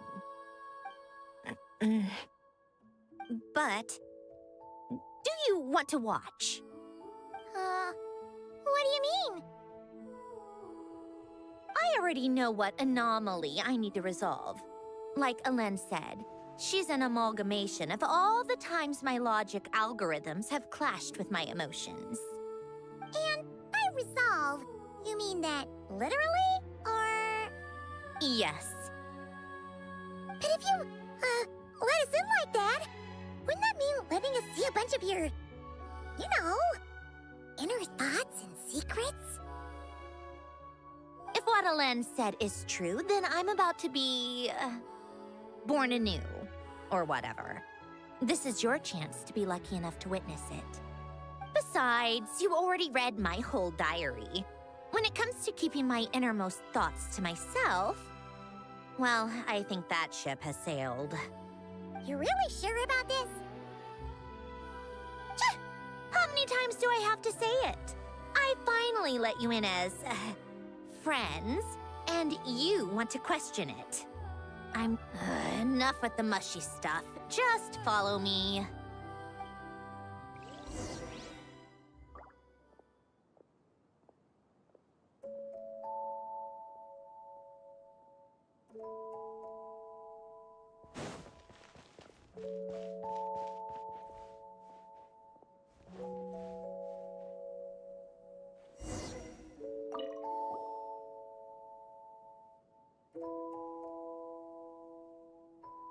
All right. With the numerological array, I can construct a simple formula that will allow you to experience what I see and hear in real time. Oh, just like St. Lolly's scent-sharing technique. Been there, done that. Huh. Sounds like that shaman has some tricks up her sleeve. The arcane and the mathematical are both fundamental laws of this world. Being able to achieve a similar result through both isn't surprising. Anyway, let's get this show on the road. But no comments from the peanut gallery, okay?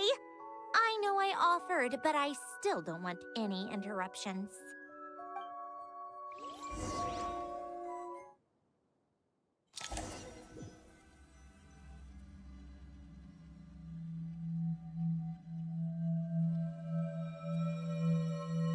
Is this my heart? No, it's probably just the result of a lens formula. A space dedicated to resolving anomalies. Huh. But it looks like the walls are all... mirrors?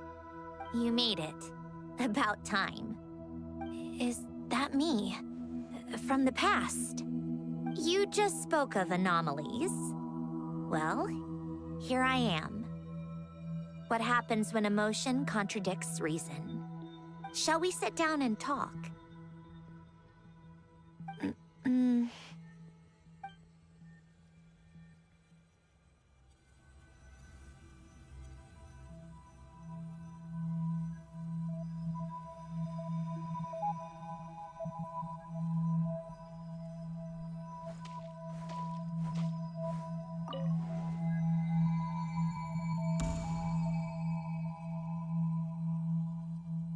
That should do it. Hello? My name is Alain Guillotin. Can you hear me? Brings back memories, doesn't it? The time we spent here. Here, I want you to have this. A notebook? You can use it to write things down. I don't need to write things down. I have unlimited memory. Even so, some things are more important than others, right? You can use it to write about the things that matter. So you wish me to carry out a basic priority sorting operation? I suppose you can think of it like that for now. But journaling is also an act of finding oneself. Much like we use wooden stakes to guide a plant to grow in a certain manner, what we choose to write down gives the soul much-needed direction. In the act of choosing what to forget and what to hold on to, we decide what kind of person we want to become. I don't understand. Like I said earlier, I don't need something like this. This is where we were born. Where our life began. Mornings of tending to the garden. Afternoons spent cleaning, reading, or studying. Evenings of cozying up by the fire, listening to Alain share stories about his past. Alain. What is it? What are you drinking? Oh, this? It's coffee. It, makes me more productive. I want to try it. Oh, okay. Here.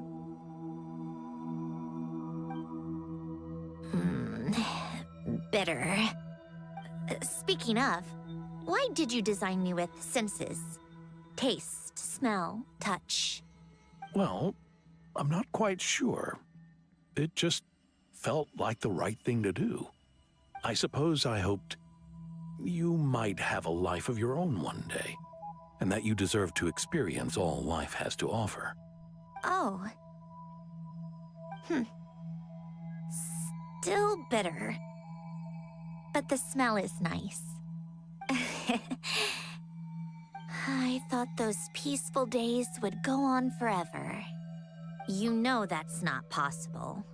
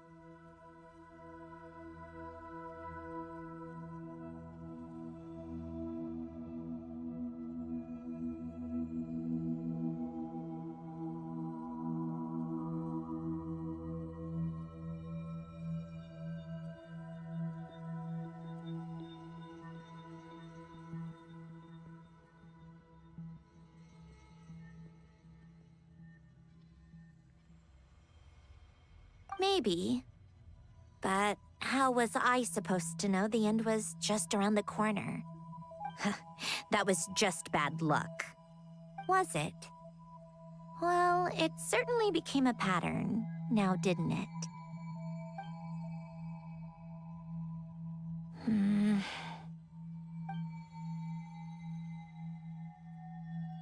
Over time, one of the habits we picked up from Elen was a love of coffee. We even took to hosting tea parties. A machine acting like a human. Kind of laughable, right? I suppose that's just what I'm 25 used लोग क्यों to. हैं 50 लोग क्यों नहीं Yeah, that's just what we're used to. पापा का तेल सूंघ के नहीं आते हम लोग बोलते हैं मास्टर के Hey, महकते this मुंह place जान isn't जाओ half करके bad. Great spot for a party. More and more people seem to be showing up to my tea parties uninvited. Anyone care to explain? Can you blame me? I saw Columbina leading Capitano somewhere, and I had to see what that was about. I had simply asked Columbina where I might find Arlecchino. I have business to discuss with her, and Columbina suggested looking here. Tartaglia and I were unaware that this was a private gathering. Apologies for the intrusion. It won't be for long. Whatever. Just add it to the list of annoying things that have happened today. What's one more? Since you're here, you might as well stay for a cup of tea. See? Told you she wouldn't mind. Much obliged, Sandrone. Well, look who we have here. Good thing I brought extra desserts. This has turned into quite the occasion. Capitano, I was just about to go find you. Pardon the intrusion. Rest assured, I won't sully your gathering with talk of work. We can have our discussion later. Spoken like a true gentleman. A certain unmannered 11th seat could learn a thing or two. You know, you really should start being nicer to me, Rosaline. Or I might just snatch that 8th seat right out from under you. I'd like to see you try. If you're gonna fight, take it outside. The only mess I plan on cleaning up is tea-related. I still don't understand how our quiet afternoon turned into such a crowded gathering. One by one, people just kept barging in. And then, one by one, they left without a word. Yeah, pretty annoying, huh?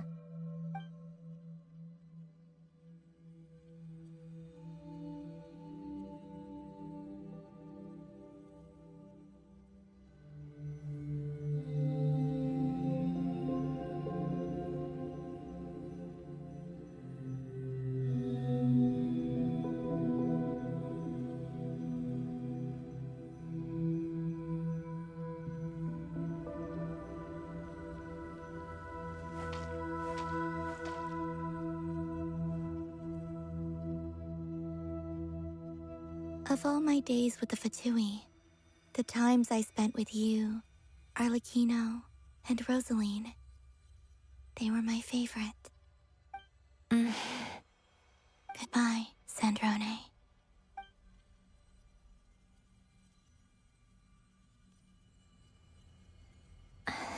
Don't go, Columbina.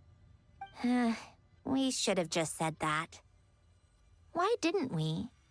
If we had, would the story have had a different ending? She couldn't stay. There was no future for her here. She would have just faded away. You're right. I suppose that's why you call me an anomaly. Every time you make a decision, there's a voice inside your heart. My voice, asking to contradict all logic and reason. Why didn't we make her stay? Is it worse to fight for something just to lose it?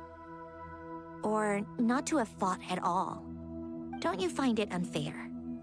One by one, we keep losing the things we care about the most.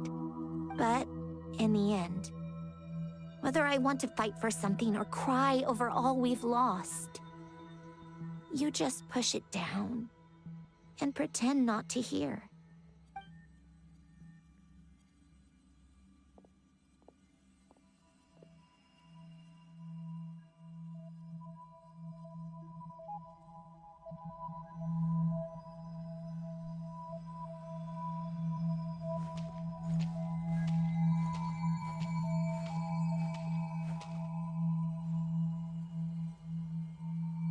And now, even Polonia, the other half of Elen's legacy.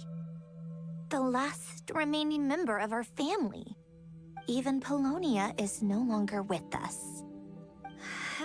I did everything I could. But it's just like Elen always said. Polonia was one of a kind. There was no replicating what he managed to create. Don't you feel like our connection to the past is fading bit by bit? Like, even the things we have left are slowly slipping away.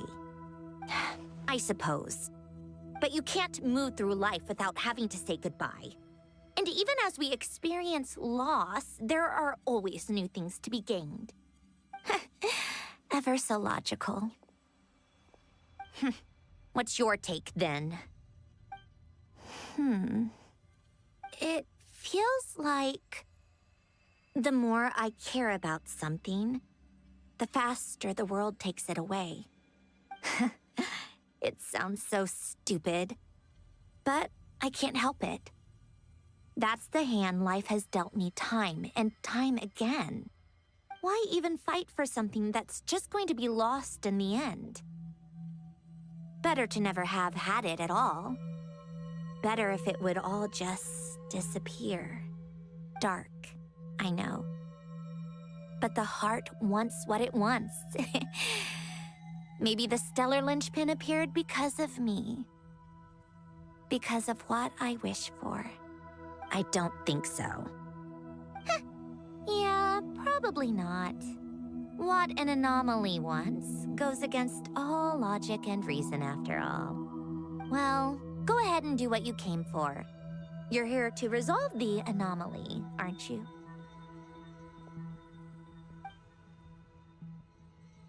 Yes. What's it gonna be? Keeping me imprisoned here like before? Or eliminating me entirely, like debugging a code? That might actually be a mercy. I don't care. I just don't want to experience the pain of loss ever again. Go ahead. I'm ready.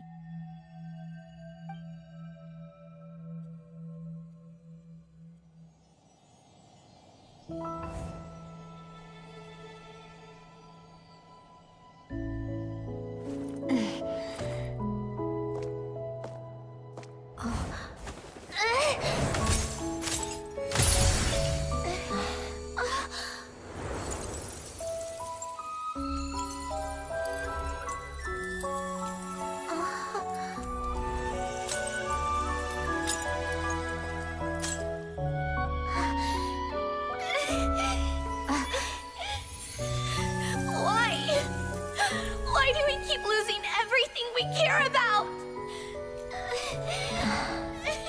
I know it hurts, but that's life. I wish... I know. I've always known.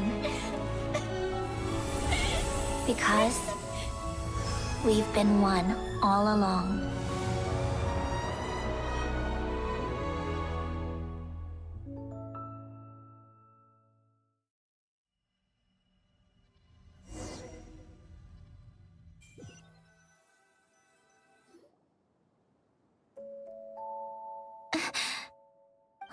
Sandrone?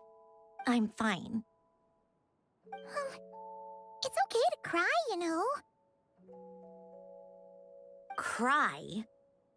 You've got to be kidding me. Save the comforting for someone who needs it, Paimon. The emotional side of my core algorithm. My emotion module has always been fully developed and operational. Elen tried to tell me that too.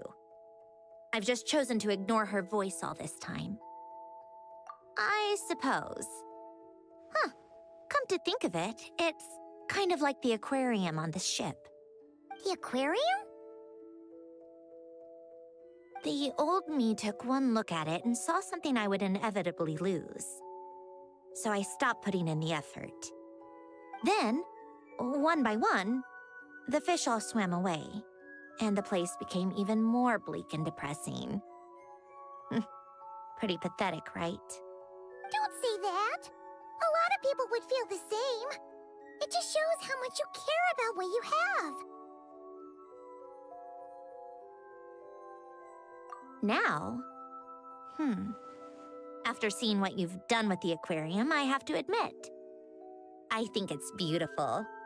It's like you said, we get to keep the things we gain along the way. And those are things that can never be replaced, because we choose to hold them in our hearts. Well said! Besides, I've already died once. I'd be stupid not to make the most of this second chance. Right! Earlier you, or your inner self, mentioned something about her wish. What was it? You think that's something you can just ask, and I'll tell you. Think again. I may have accepted my emotional self, but I'm not about to go all soft and mushy on the inside and pour my heart out.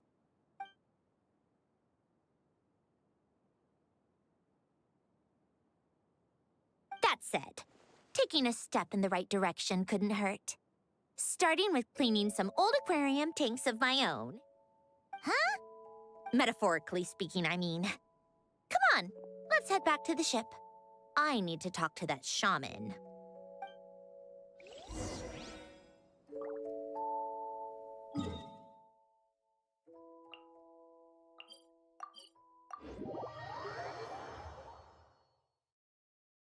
सबसे ज्यादा मैं चाहूंगा बता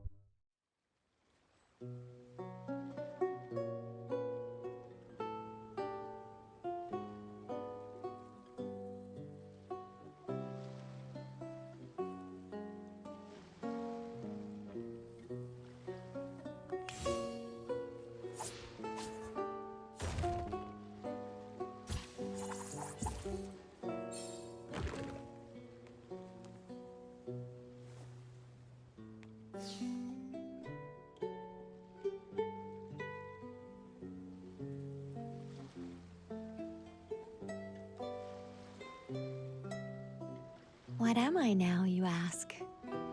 Just a human who's lost her voice.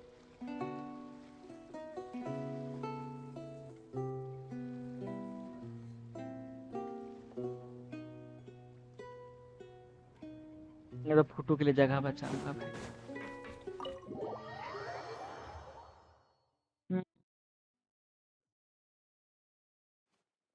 Huh? Resentful lost souls? You couldn't get मेरा comfortable phone sleeping near कहाँ the गया opera भाई? Epicles, right? Well, I bet that's why. The Fountain of Lucine is where all the water in Fontaine gathers. So that's where the emotions within the water converge as well. Hold on. If it's souls we're dealing with, feeling uncomfortable should have been just the beginning. I should have been able to hear their voices or something. And under normal circumstances, I'm sure someone of your talents would.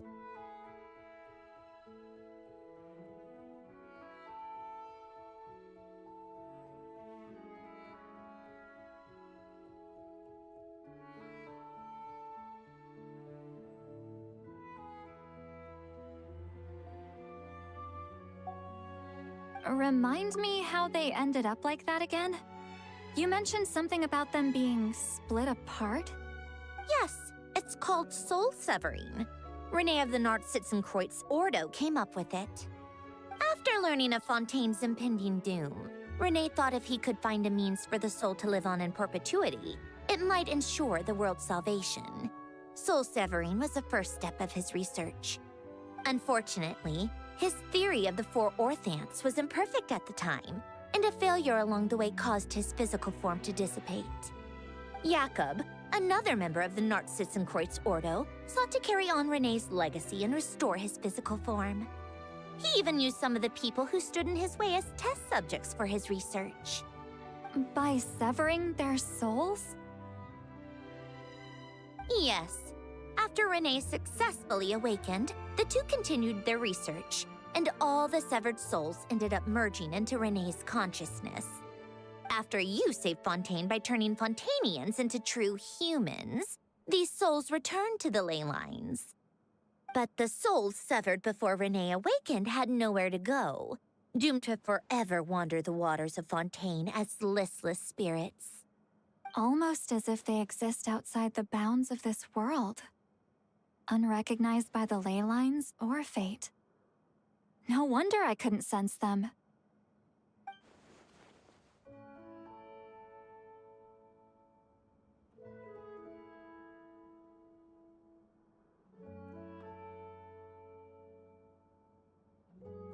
Not only that, but over time, they began to fuse with other entities. Their inner resentment lured in all sorts of evil beings, which corrupted and defiled them into nothing more than accumulations of filth.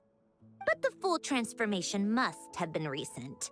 Otherwise, the Udex surely would have noticed. Wait, no, he must know already. That would explain the underwater Melazine patrols. No wonder I kept running into officers from the Mara Chaussee Phantom earlier. In that case, let's go find Nervalette and we can sort it out together. No, not just yet. Why not?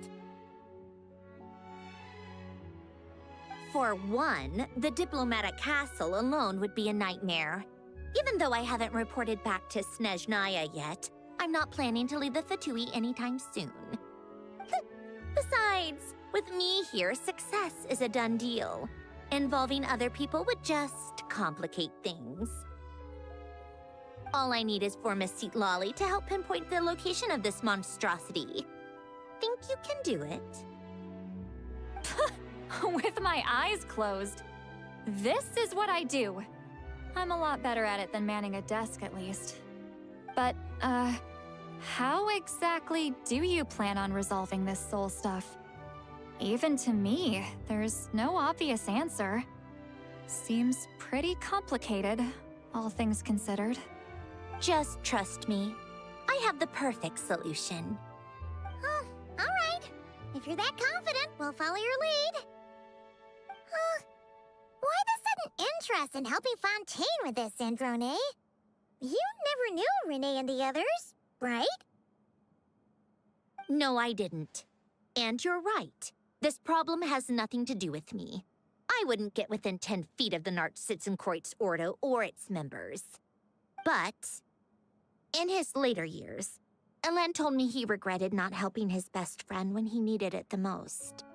He also felt sorry towards Marianne for being too lost in his mechanical research to look after her properly. If he were still with us, I think he'd do the same. He might have a few choice words to say about it, but even after everything, he wouldn't leave his friend's mess for someone else to clean up. Friends shouldn't hold grudges or leave behind regrets. Fixing what happened between him and Renee was one of his greatest wishes. All I'm doing is fulfilling it in his stead. You know, you really do seem a little different now. You mean everything that just happened wasn't for nothing? Why, thank you for pointing out the obvious, Paimon.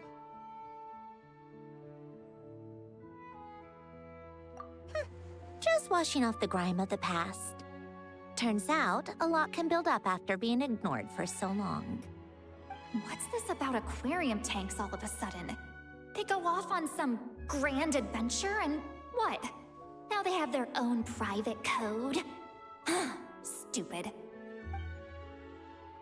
All right then, Seatlolly. Tracking this thing down is up to you. Huh? Oh, right. No problem. You get this, Granny Eatsley!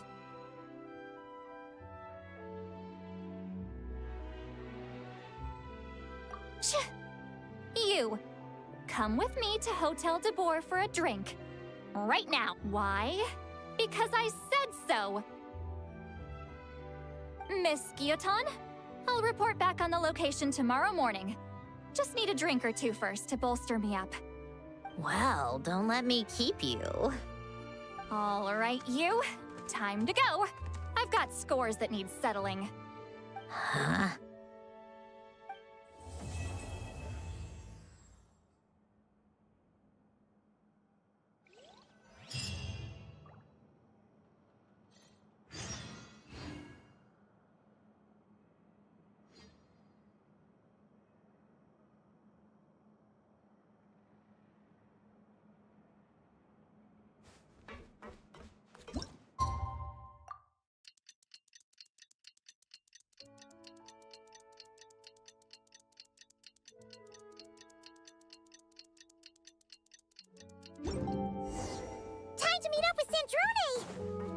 See, Lolly was able to pinpoint the location. Well, we should know soon.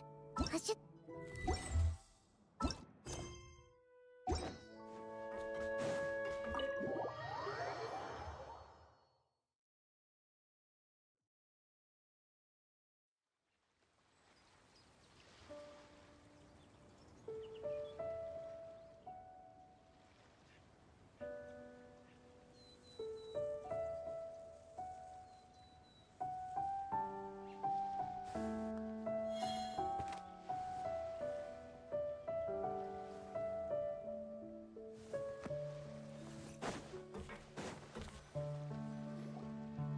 See, Lolly sure drank a lot last night, huh?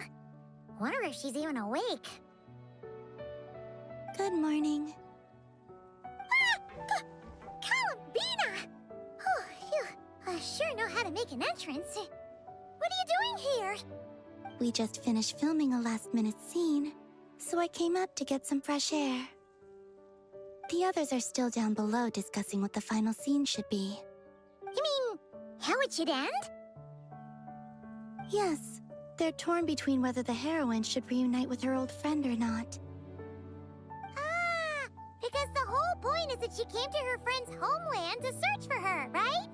Oh, Paimon almost forgot the plot. Yes. Director Farina and Miss Chiori think a tragic ending where the two never meet would be more poignant. But Director Xavier thinks having the two reunite would make for a more touching and heartwarming ending.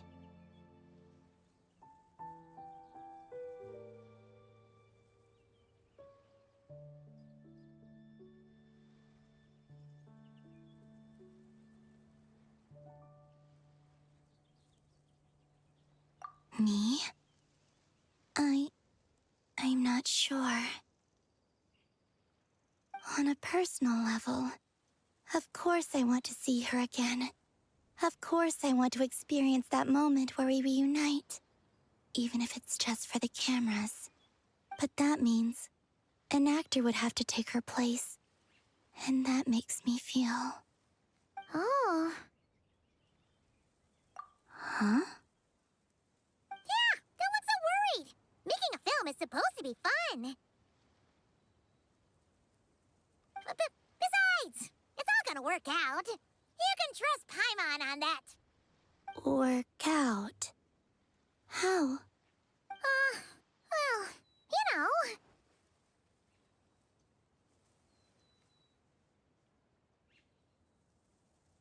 Yep, exactly. Okay, I trust you. I'll just focus on having fun for now. Well, well, look who we have here. Traveler and Paimon.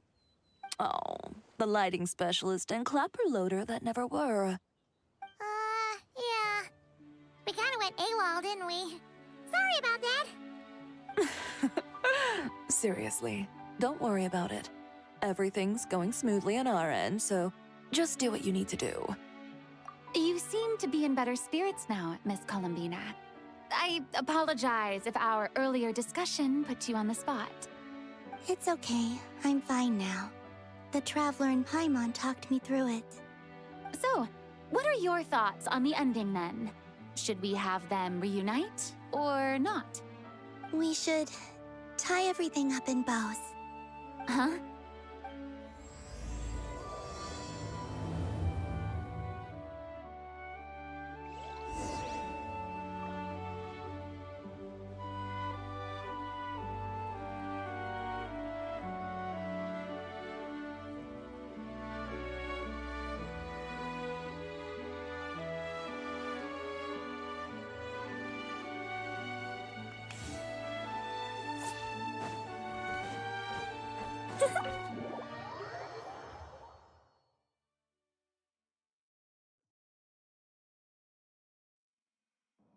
Say, Lolly! We're here! Oh, right on time. Well, yeah. We weren't the ones who drank our weight in alcohol yesterday. What? Are you suggesting Granny can't handle her liquor? It takes a lot more than that to get me drunk. Really? 'Cause, You stop making sense after a while. Did I? Huh. News to me. I didn't say anything too crazy, I hope. Let's see. You spent half an hour bad-mouthing Auroron, half an hour complaining about work, an hour talking about light novels, and, Paimon kind of fell asleep after that. Are they gone? Oh, the crew? Yeah, we bumped into them on the deck, but they just left. Wait, but now that everything with your core is sorted out, what's stopping you from seeing Columbina? She misses you a lot. I just want to deal with this mess first. Besides, this is a perfect chance to make her jump for once. I have to plan it out more. But enough about that. Were you able to pinpoint the location of our target? Of course! When Granny Eatsley promises something, she delivers. Great, let's see. Morte region. Oh, wait, this is the Tower of Gestalt. The place the souls were severed. Is that the source of the resentment?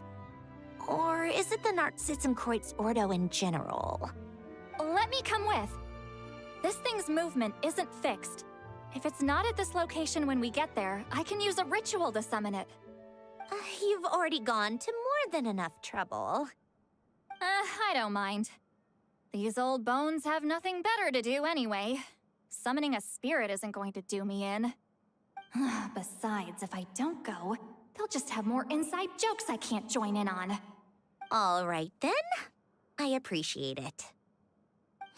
There's no time to lose. Let's head out!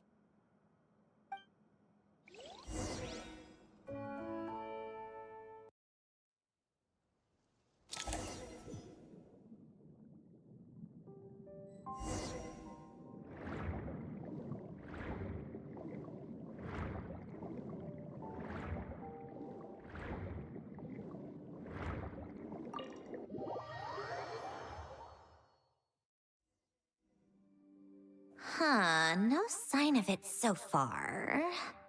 Should I start the summoning ritual? Let's drain the water from this floor of the tower first. It'll make it easier to move around. Wait, we can do that? Of course. Alan and Renee both saw the future that awaited Fontaine, and even shared a few methods for waterproofing buildings. The principle behind it is... not important. Just unlock the mechanisms in the order I tell you.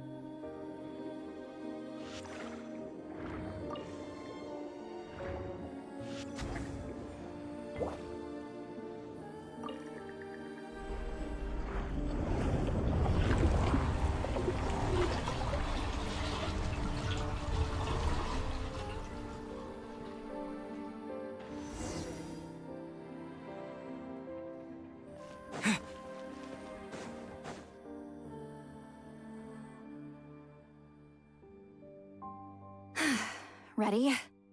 Yeah. When this thing appears, I'll try talking to the souls inside. But more than likely, they've already been driven to madness. If communication fails, we'll have a battle on our hands. In that case, Paimon better find a hiding spot. If a fight does break out, I should be the one to deliver the final blow. Trust me on that.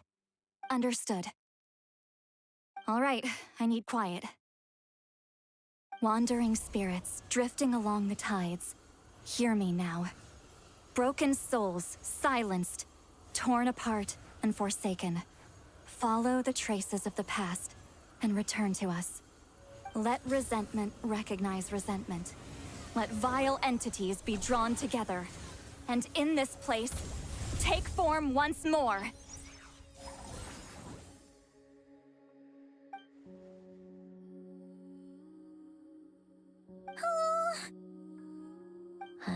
What now?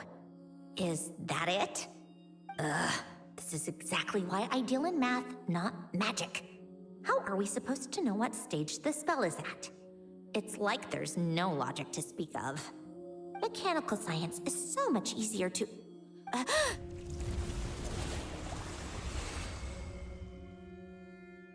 Watch out!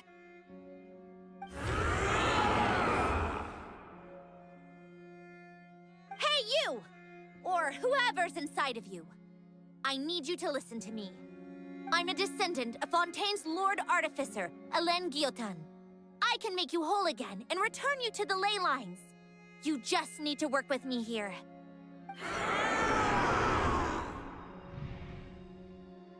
SANDRONE! Looks like talking this out is off the table. All right, plan B. Time to blow off some steam.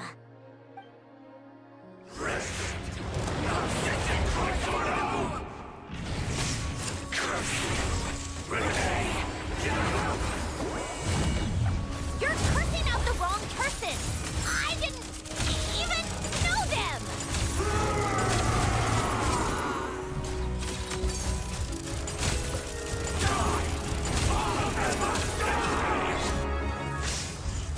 Most of them already did. But you still have a chance to return to the ley lines and reunite with your families. Just work with me here!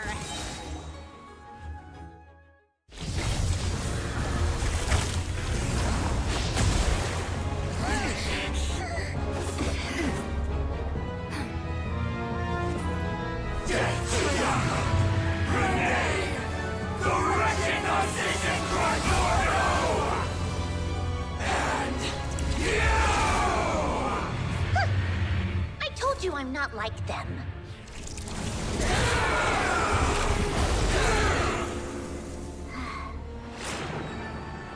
I'm stronger. Inverted. World formula. Reversion.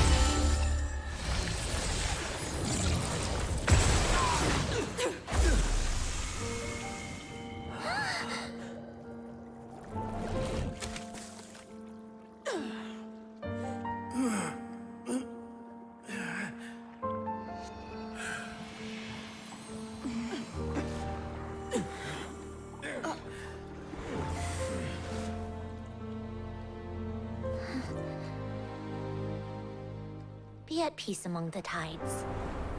Lost souls.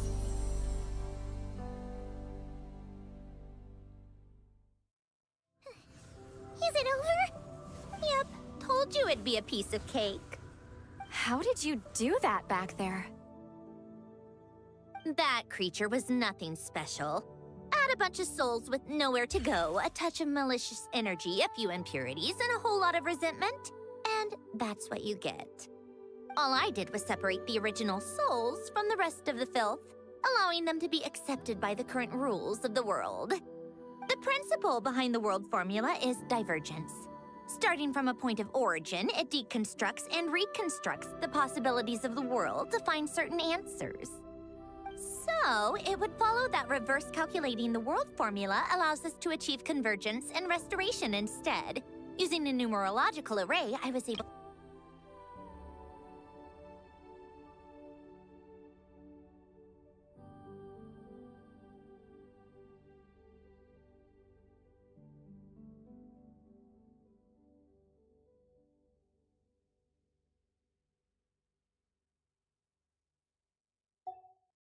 It's similar to the concept of homological reduction in mathematics.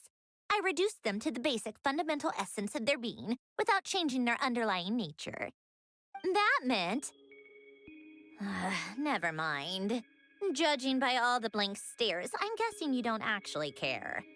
I think I finally understand how Outlanders feel when I ramble on about shaman stuff.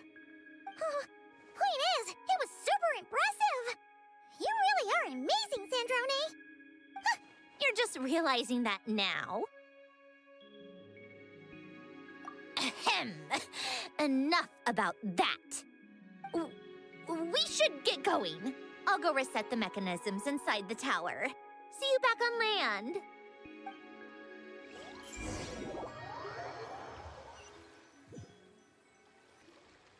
Well, that's one old mess for the books. Glad to have that over and done with. Feels nice to do a good deed every once in a while. You helped everyone out a bunch in Not Cry, too. Kinda seems like you're just a good person at heart. I wouldn't be so sure. I'll be heading back to the Fatui soon enough. You two are too trusting sometimes. Fine. Just don't say I didn't warn you when it comes back to bite you. Well, where to next? Back to the ship? Yeah, your personal business, the Narcitsan thing, it's all resolved. That means you can see the people that need seeing now, right, Sandrone? Oh, everyone's gonna be so happy you're back! You wouldn't catch me dead admitting to this before, but... yeah, I really have missed everyone. Columbina's a special case, though. This time, I'm definitely getting her back for all her annoying antics over the years.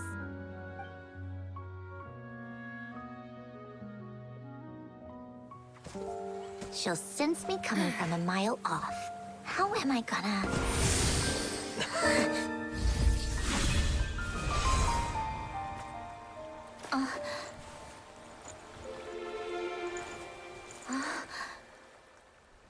Sandrone?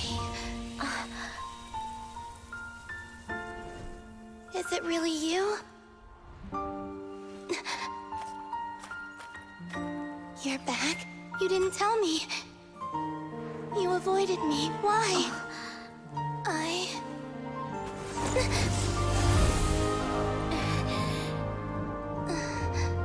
Sandrone?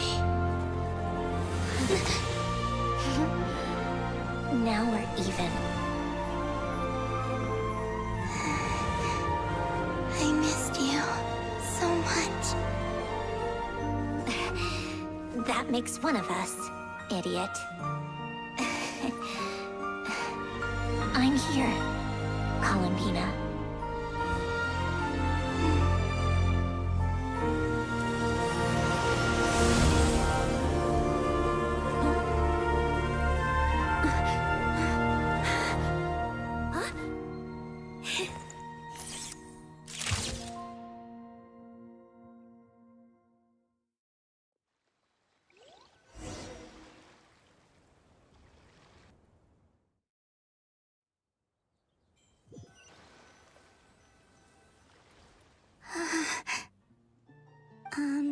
Sandrone. Don't ruin the moment. Or I'll start thinking about how you teleported me to a random location after I explicitly told you to stop doing that. And scene! Bravo! Bravo! We got it!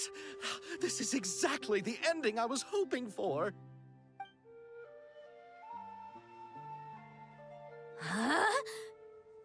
Where did you just go, Miss Columbina? You vanished, and then the next second you were back hugging this, new friend here. That was all on camera? Yeah. Well, the camera was already rolling, and it happened so fast, so... yeah. Hold on. This must be... Yep, my best friend. The one I was looking for. I never thought I'd actually get to see her again. I'm just... so happy. Plus, the film got a happy ending too. It's all thanks to you, Sandrone. Sandrone?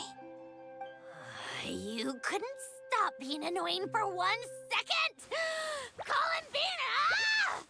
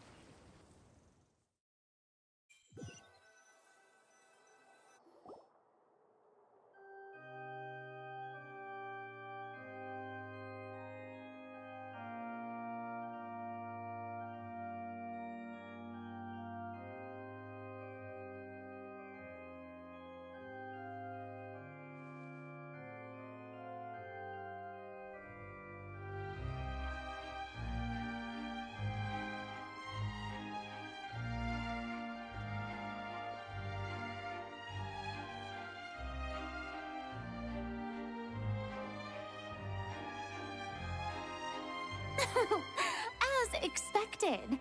Going to the opera house is the true way to enjoy a film. You get to see the audience's reaction in real time, too. The ending seemed to be received quite well.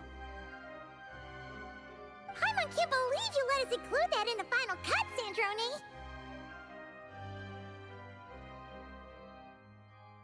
You even agreed to help us reshoot a couple of shots. Thanks a million. Most of it was caught on camera already, so it's not like I had much of a choice. Besides, the film I'm in is going to be anything less than perfect. What are you laughing at?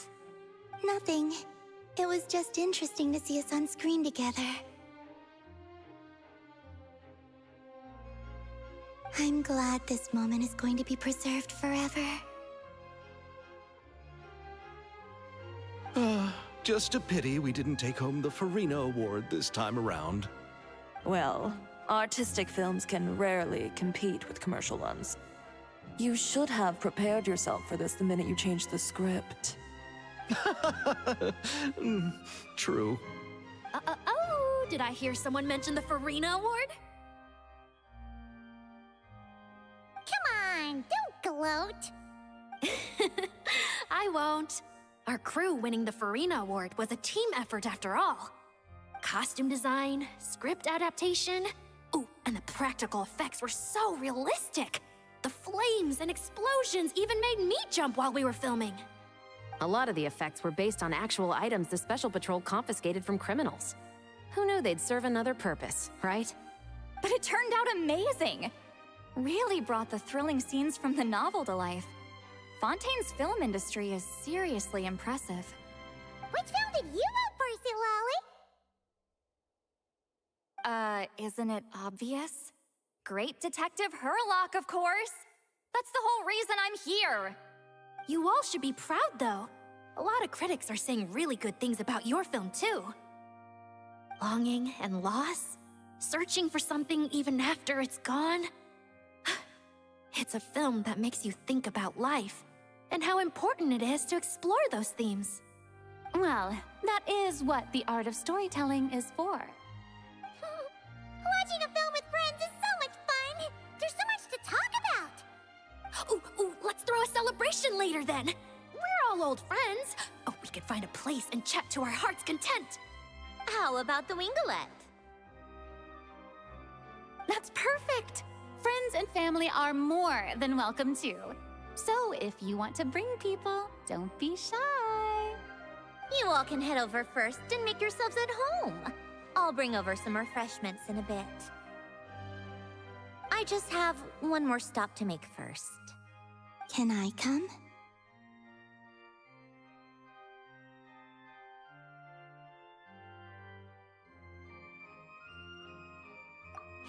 Fine. Not like you'd listen if I tried to stop you.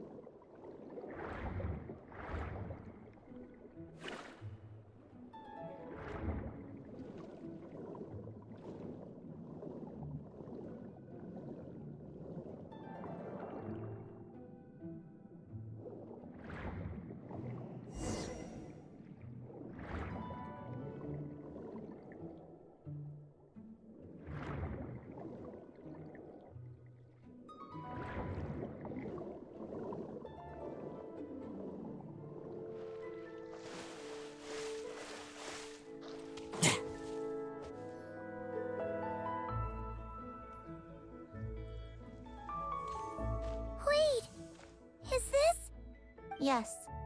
Here lies Lord Artificer, Elaine Gaeltan. This is his grave. Oh. I'm sorry, Ellen. I'm sorry this is the first time I've been back since leaving Fontaine. I should have come to see you more often. I got your gift. I even cleaned up one of the Narcitzenkreuz Ordo's messes along the way. Our home is just as quiet and warm as it always was. The flowers in the garden are still thriving. I'll make sure to tend to them more often from now on. Polonia received irreparable damage in battle. I should have taken better care of your invention. I'm sorry. Polonia was family to me. Just like you. You always said I was a fast learner. But I'm not so sure. It took me far too long to learn the things that truly matter. I never said this to you back then, but... Thank you for creating me. For giving me the chance to experience life. Being your family meant everything to me. Absolutely everything. Can I say a few words as well, Sandrone? Don't need my permission. Hello, Mr. Guillotin. I'm Sandrone's friend. You don't need to worry. Sandrone is doing great. Not only is she a brilliant scholar, she's made a whole bunch of friends, too. And she takes great care of them. As if... She'll never admit it, but she's always there when her friends need it the most. I wouldn't even be here without her. So, if she ever needs help, her friends will be there in a heartbeat, including me. That's what best friends are for. Columbina. What else? Oh, she likes drinking bitter coffee, listening to piano music when she can't sleep. Turns out she even likes giving hugs. No, wait! Don't tell him all that! Huh? I don't understand. I didn't think you'd want to hide things from him. Well, yeah, but there are still things I don't want to say. Okay. I'll come by myself and tell him for you then. That's not what I meant! All right. Enough with the speeches. If no one has anything else to add, let's just leave it there. Should we say a few words too? Oh, great idea!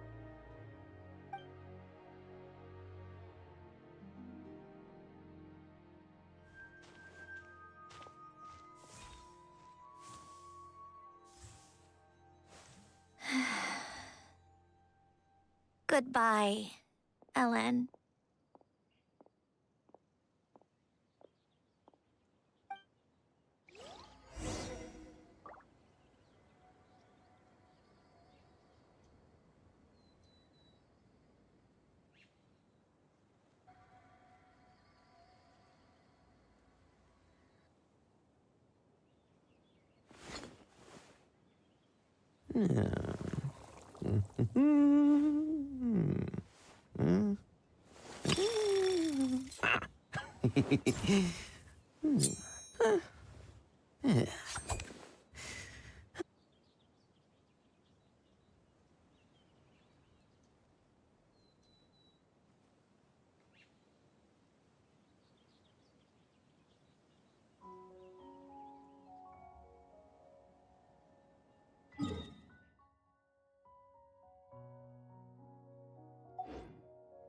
How do I get along with the other knights?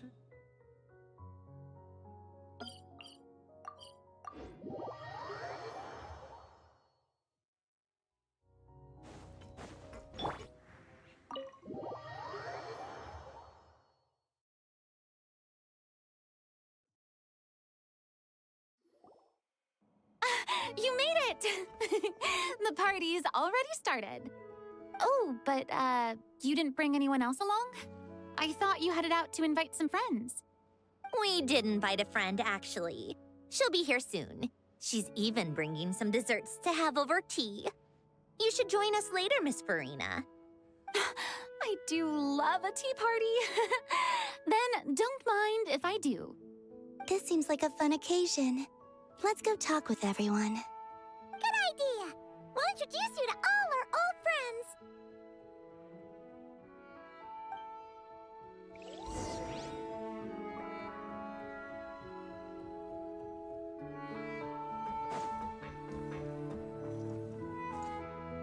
Wait a second. Mr. Bib! Friends of your... Veronique is the prop manager for Musketeer Pictures. And Miss... Yeah, former prop manager. Thanks to Duke Risley and Nurse Sijwin looking out for us. You make it sound like I'm giving you special treatment. I just think the method of justice you chose to pursue is... You are far too modest, Your Grace.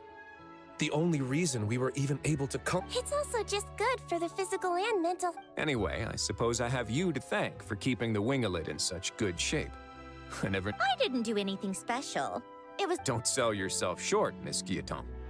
You are the current cap. Do you mind if I leave up some of the installations so the people back at the fortress can all... Huh?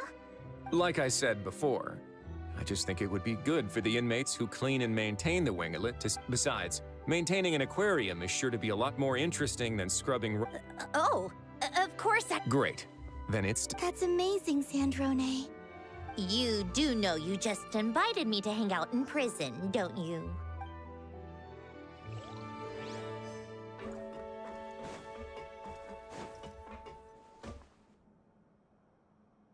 Granny, Itzley, you're really not going to let us borrow these cute little stuffed toys for... First of all, Seat Laline and Eats Papa are Chi-Chi meal. They have inauspicious stars sealed within them, and they're my helper. But the Grin Malkin Cat and Boggle Cat box are Linny and... Agreed. We've never had a Chi-Chi meal pop out of our hats before.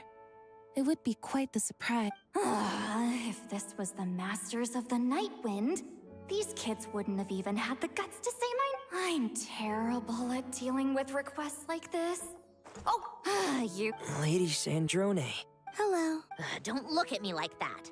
I don't have any mechanisms for you to break. Don't be fooled by my sister's demeanor, ladies. Well, I suppose when I'm not so busy, I could find some time when Arlecchino is around and bring over a few gifts to the House of the Hearth. You're too kind, Lady Sandrone. I'm sure just your visit alone would make Father more than happy. I just need to borrow them for a bit. I'll pull them out of my hat, give them a quick hug, then give them straight back. When did hugging become a part of it? Oh! I could lend you pair, so you have something to hug in the meantime. I don't need something to hug in the meantime. The issue was never the hugs. How about this? You can have 2 VIP tickets right next to each other. Excellent view. Right next to each... Yep, super quiet. No... I'm sure you'll have a great time. Fine.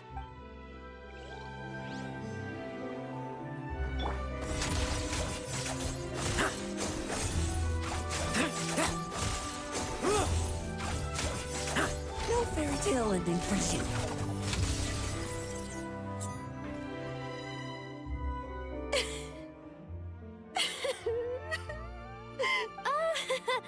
Let's not... What was in that piece of cake you just handed her? Maritime flowers, eggs, flour. It's so delicious. Miss Lapine Pauline. Master, wait. What happened to your fate? Never mind. Things are sounding lively over here. Oh, look who it is. Perfect timing. I was so busy. And the elusive Miss Guillotin. It's great to see you. Thank you so much for letting us use the boat free of charge. That was so generous of you. Oh, right. Introductions. That's kind of you. But I didn't really do anything. If you want to thank someone... Right. Miss Columbina? Yes? Could I interview you sometime? I'll treat you to some gâteau de bord for the... Oh. Bold of you to use my own cake as a bribe right in front of me. You know what? When else are we all going to be together like this? Are we going to tell? Yup! Come on, come on, come on!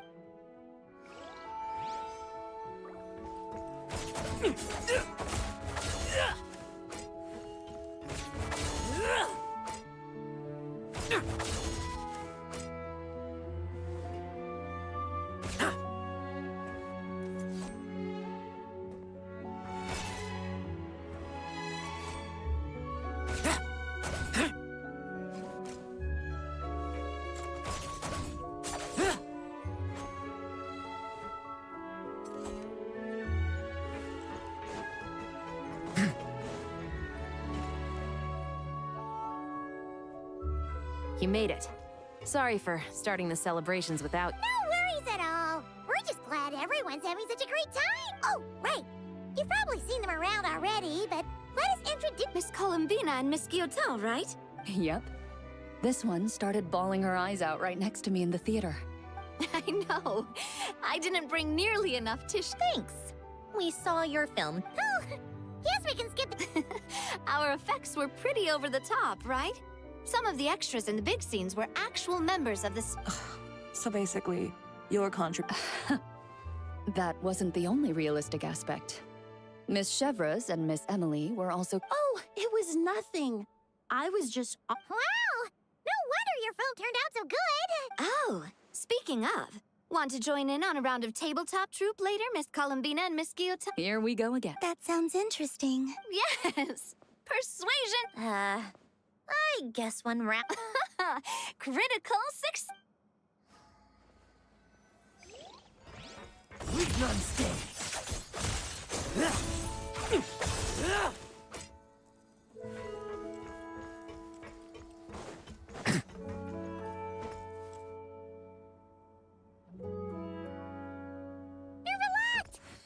Yes. I can only hope my presence does not make anyone ill at ease. Who's this? All right! This is Nervalette, the Eudex of Fontaine. And... Greetings. Hello. These two must be the Fatus and former Fatus related to the recent incident in Nod. The Eudex? Oh, the dragon that cries a lot.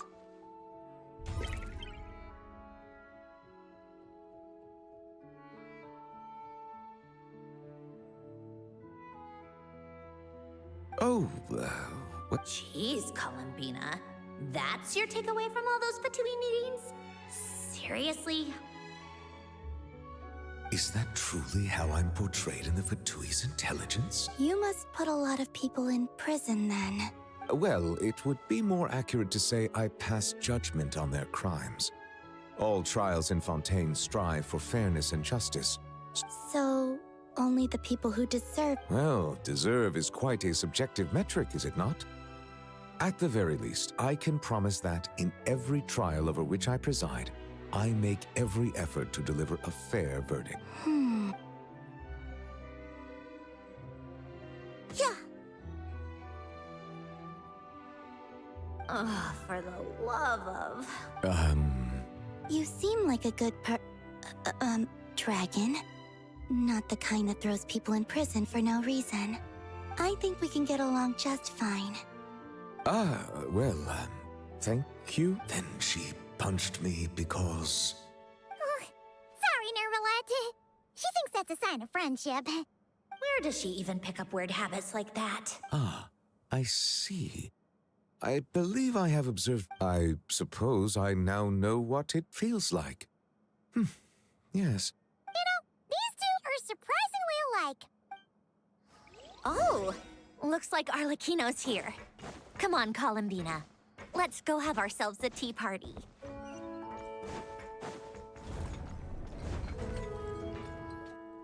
Well, it's been quite some time since the three of us gathered to drink tea like this.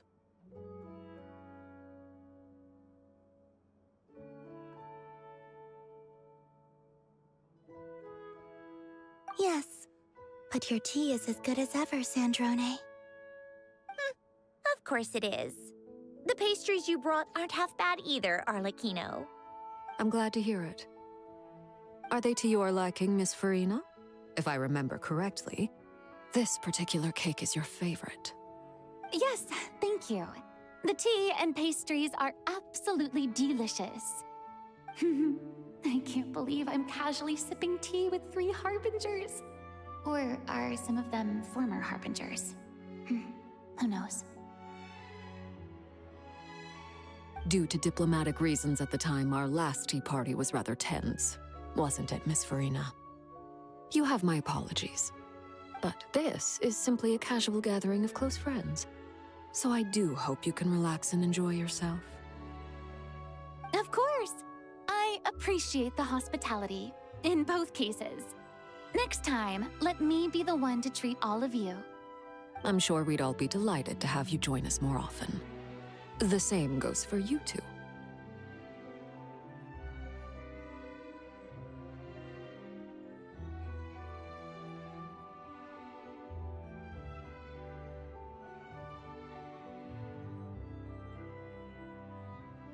Of course we should do this again!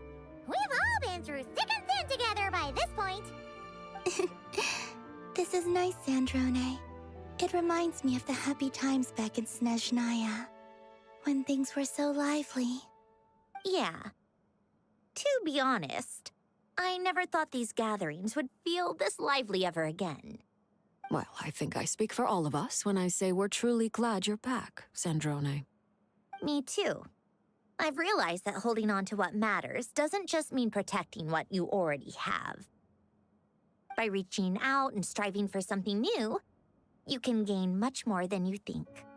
No, that certainly doesn't sound like something the old you would say. Well, I'm only going to say it once, so don't get used to it.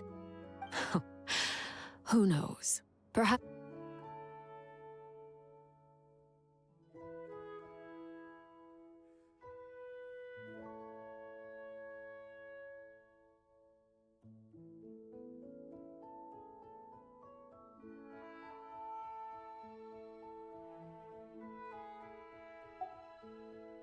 Once you return to the Fatui, we'll have more opportunities to keep in touch in any case. I want to spend more time together too. But I don't want to go back to the Fatui. Well, Notcry isn't too far from Snezhnograd. It shouldn't be hard to find a place where we can all get together. Oh, and then I can sing for you. Or put on some of your favorite music. Just like the old days.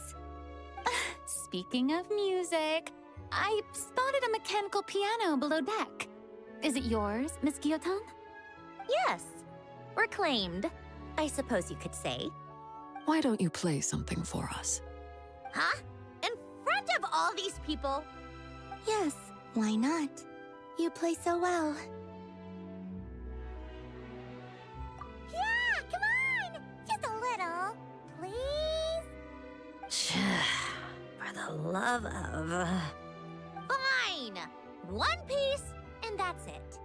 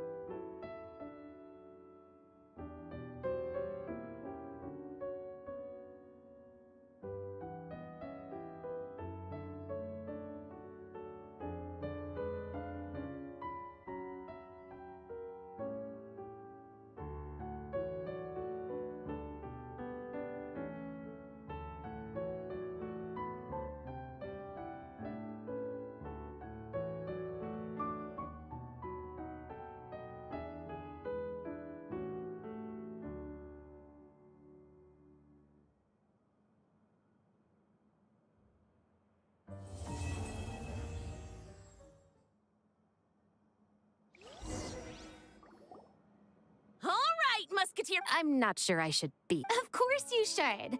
You might have primarily... All right, thanks. Can I be in? Of course, Miss Veronique. I would have... Thank you. Do I really have to be? You're one of the lead. Nervous and...